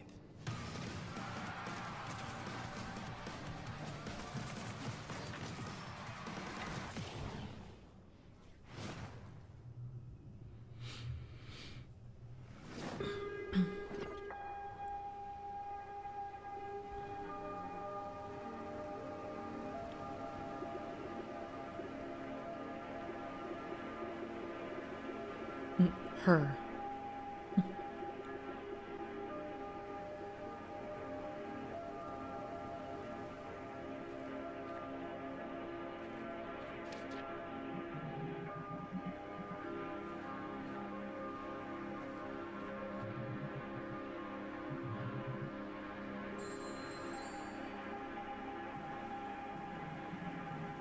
Good-natured old man.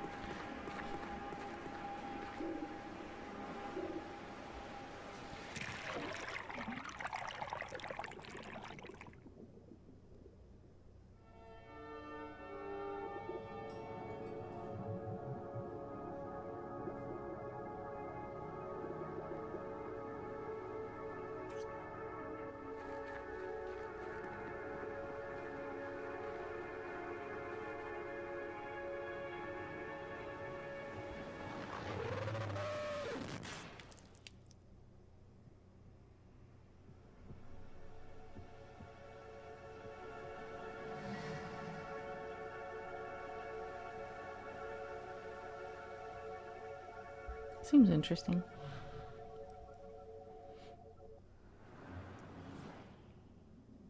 Number 4. Stranger Than Heaven.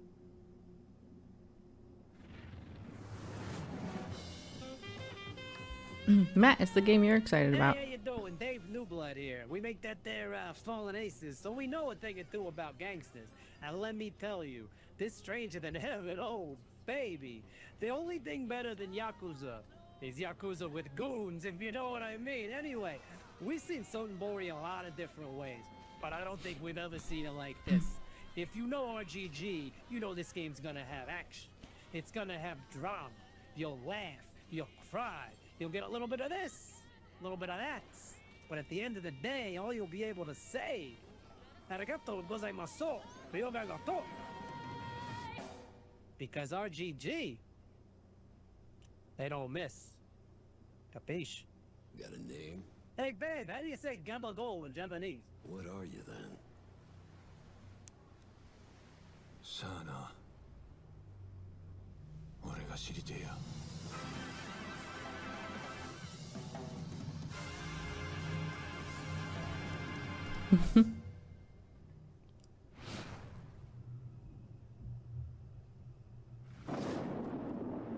Yeah.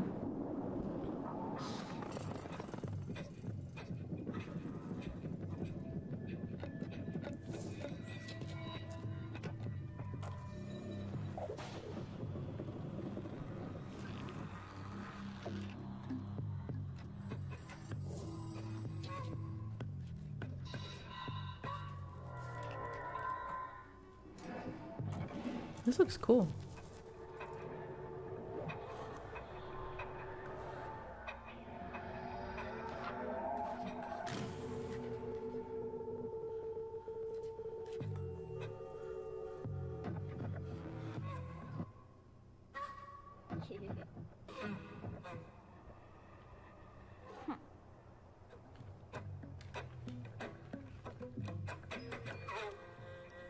Inkblood.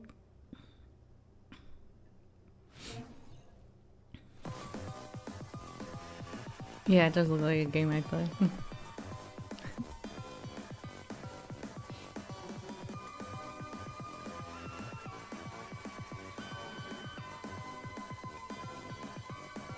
Dang.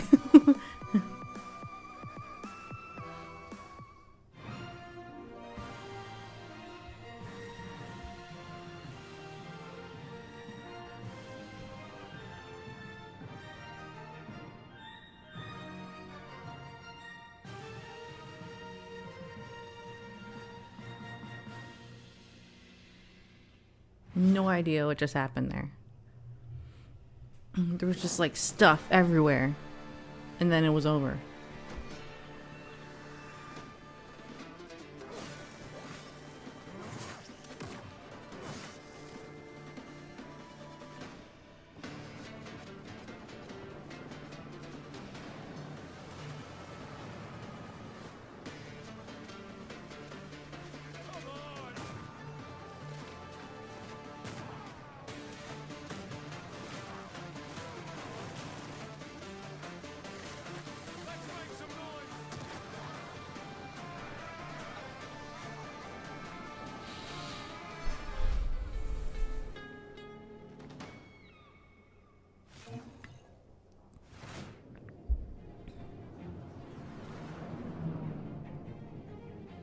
Strap in, because we're about to jump into hyperspace and reveal our top 3 most wanted games.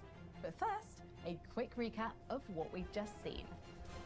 Number 10, Sharpen Your Blades Another for recap? Team Ninja's Neo 3. At number 9, grab your buddies for some co-op fun in Big War. Pikmin Walk. Another samurai appeared at number 8, Onimusha, Way of the Sword, in our 7th most wanted game, Resident Evil Requiem. Control 2 levitated its way into number 6 on our list, and GTA 6 crashed a stolen car into 5th place. At number 4 is noir thriller Stranger Than Heaven. Now onto the games at the very top of our most wanted list. And I think you'll agree, this one is pretty sweet. Number 3, Haunted Chocolatier.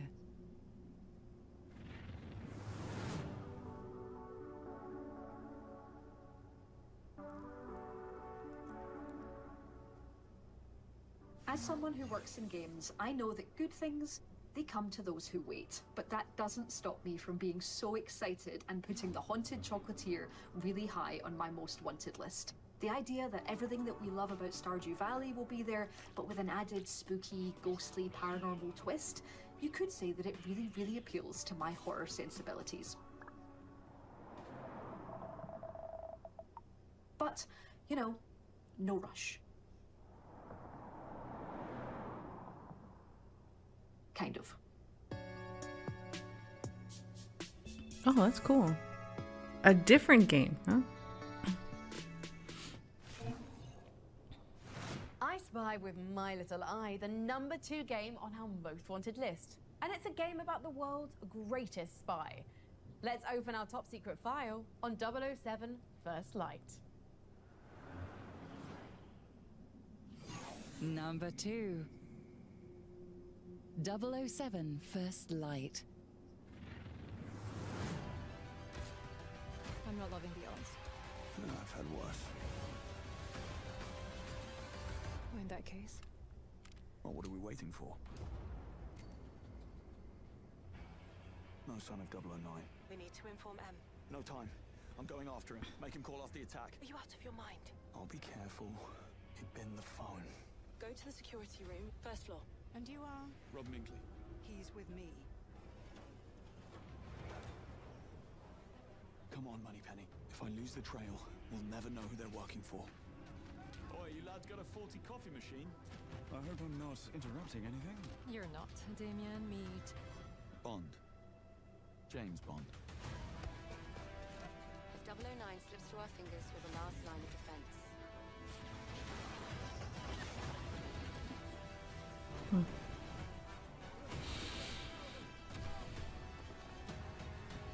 Someone just tried to kill me. Tell me you caught him.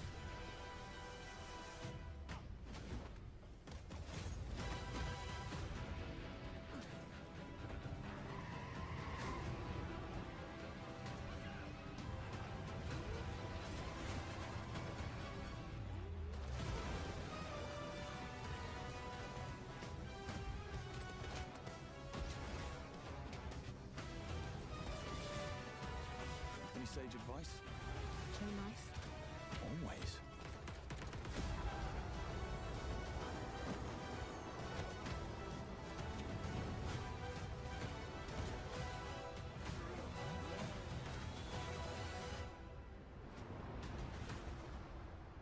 I like James Bond, but it doesn't look that good. Like I'm not really into it. Danger. The emergency destruct system is now activated. What? Why? Did I say emergency destruct? I meant our most wanted game. And I didn't mean danger. I meant good news. You're a very weird ship. But yes, we've blasted through 24 games and we've only got one left on our most wanted list. It's the one our wise council of developers, content creators, and critics have agreed is the most wanted in the sheer galaxy of games headed our way. I hope you're feeling as inspired as we are, because we're putting all our cards on the table. And now for our #1 most wanted game. Slay the Spire 2.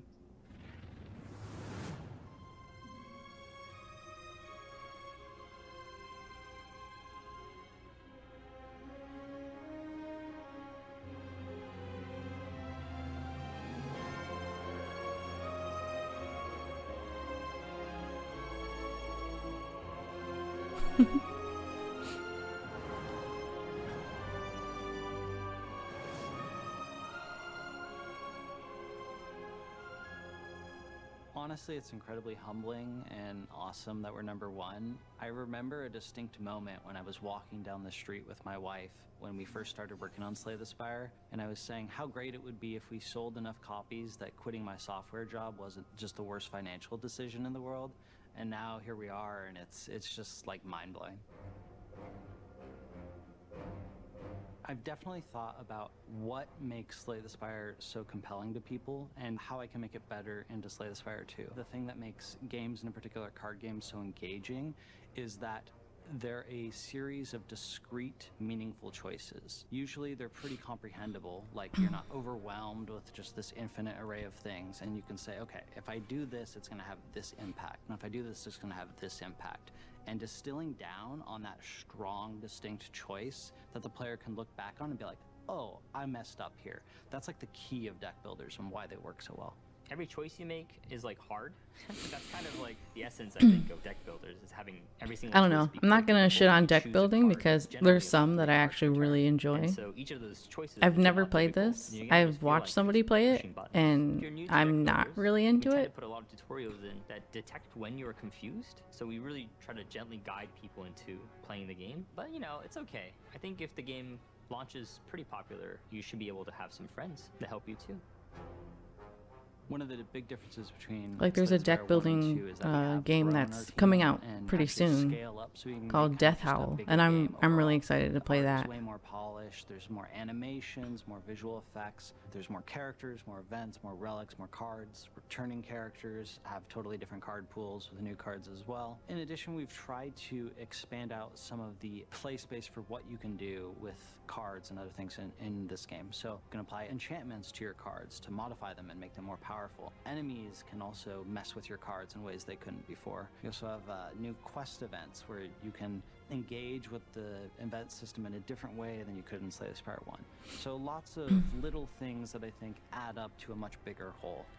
In addition to writing significantly Yeah, there's more definitely lore, some with Slay like the Spire really 2, bad we have a deck whole new building mechanic games. based around the lore, and I don't want to say how it works or anything, but we call it the timeline, and it's going to give the players just way more information about the game world. I played the demo actors for in it, one. It and was just called everything like, about it.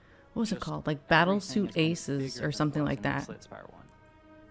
And it had some good budget in it. It had like really good cutscenes and stuff. I was like, damn, this is actually really good. Again, ranging from again, tweaking numbers or even just cutting cards altogether, adding new ones.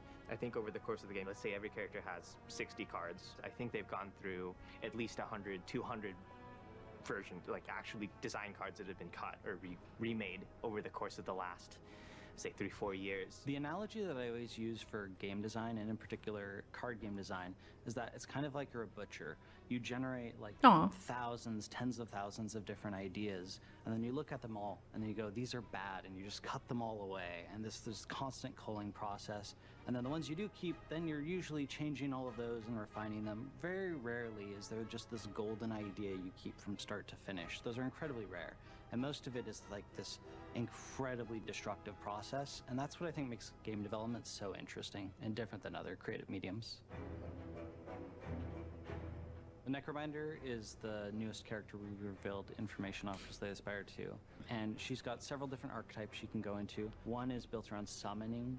She has a minion she can summon called Osti, and she can have him attack and build up defenses on him so that he can take hits for her. So Necrobinder is supposed to be a more complex character compared to the Ironclad and Silent. She has a pet. She has a pet hand named Osti. It's a big hand.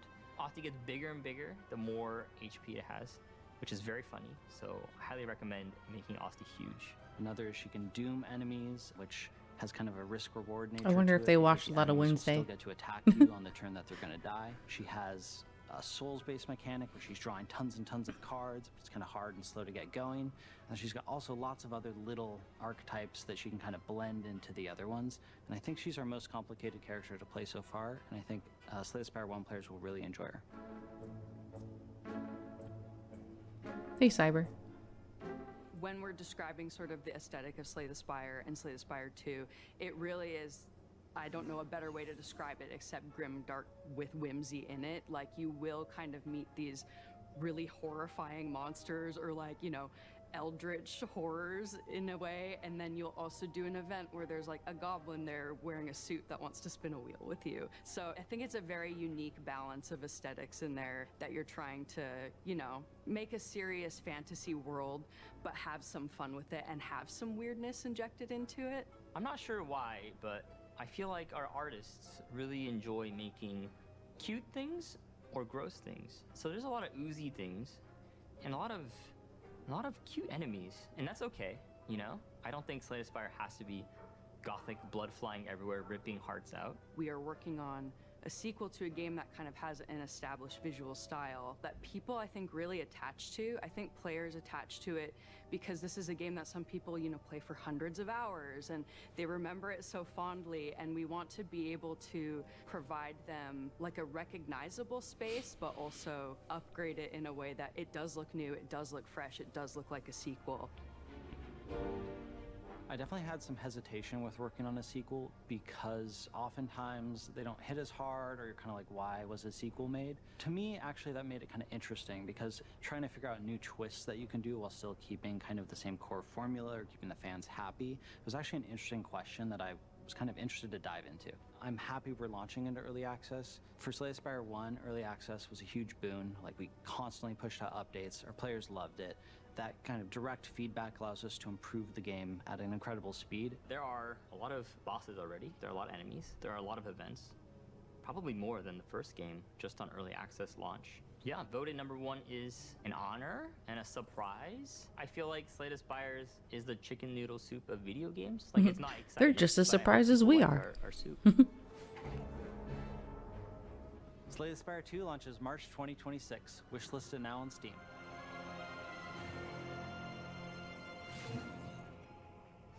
That's our show, folks. And if you haven't already added all the games you saw today to your wish list, what are you waiting for? Visit our Steam All of page at them? That's a big ask. /wishlist and start clicking.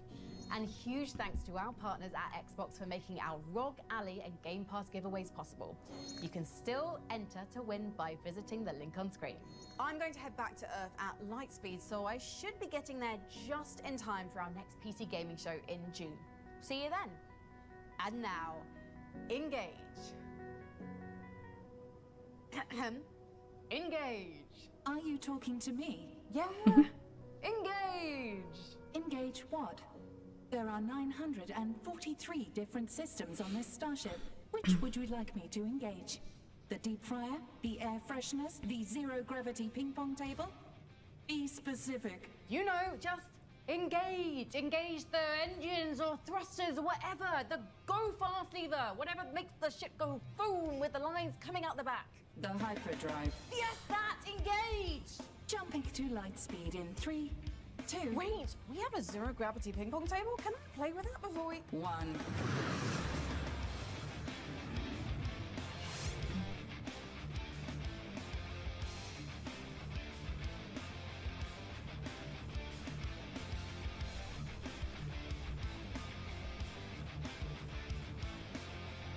All right, well, that was it. But yeah, if you want to wishlist anything, I'm going to wishlist a few of those games that we saw. Oh, we did so much silly stuff. I put the link for the Steam page, so you can look through that. Oh my god, ridiculous. All these There's like spaceships bloopers. always coming in. Would someone think of the owlfish? Next trailer, coming in hot on those trains. Sci-Fi Channel, yeah. Space Warlord Baby Trading Simulator is not a combination of words I ever anticipated saying out loud. But thank you again to Streamers Connected and PC Gamer for letting me co-stream this. I had a lot of fun with it. There was definitely like a lot of games where I'm just like, it's not for me, but it was still a really good show. The human casualties. Hell, why can't I read words? Ah! Train, that damn. I should have kept that one in. Apologies, the one time the training of up and Planets and verticals, planets around. All those children and the puppies. Think of the puppies. Here, looks like an exclamation point. once again, bloody train. I hope you're feeling as bollocks. Can we go back and do those at the beginning? At the beginning? At the end? That's how time works. The trains of Vauxhall Station. You can see the ring or at... Very weird ship. That's a very good train station. This is so silly. Trains. Alright, I'm gonna let this play Kilometers out. across. Wow, that's a lot of air. But yeah, thank you everybody for joining me. I hope you guys found some games that you wanna wish list. There were some demos in there. I'm gonna try those, some play tests. Trains. But Xbox. We're giving it a fourth train. See, the train kind of adds to it, you know. Frankie has been screaming like a train. Oxygen. Why am I listening to myself when you should be listening to me explaining things to you? Is that wrong? When you should be listening to me, I keep up. When you should be listening to me explain things to you. I am saying it right. So why the am I keep stopping? I'm having a moment of quiet reflection. It's been a very busy day. Have it.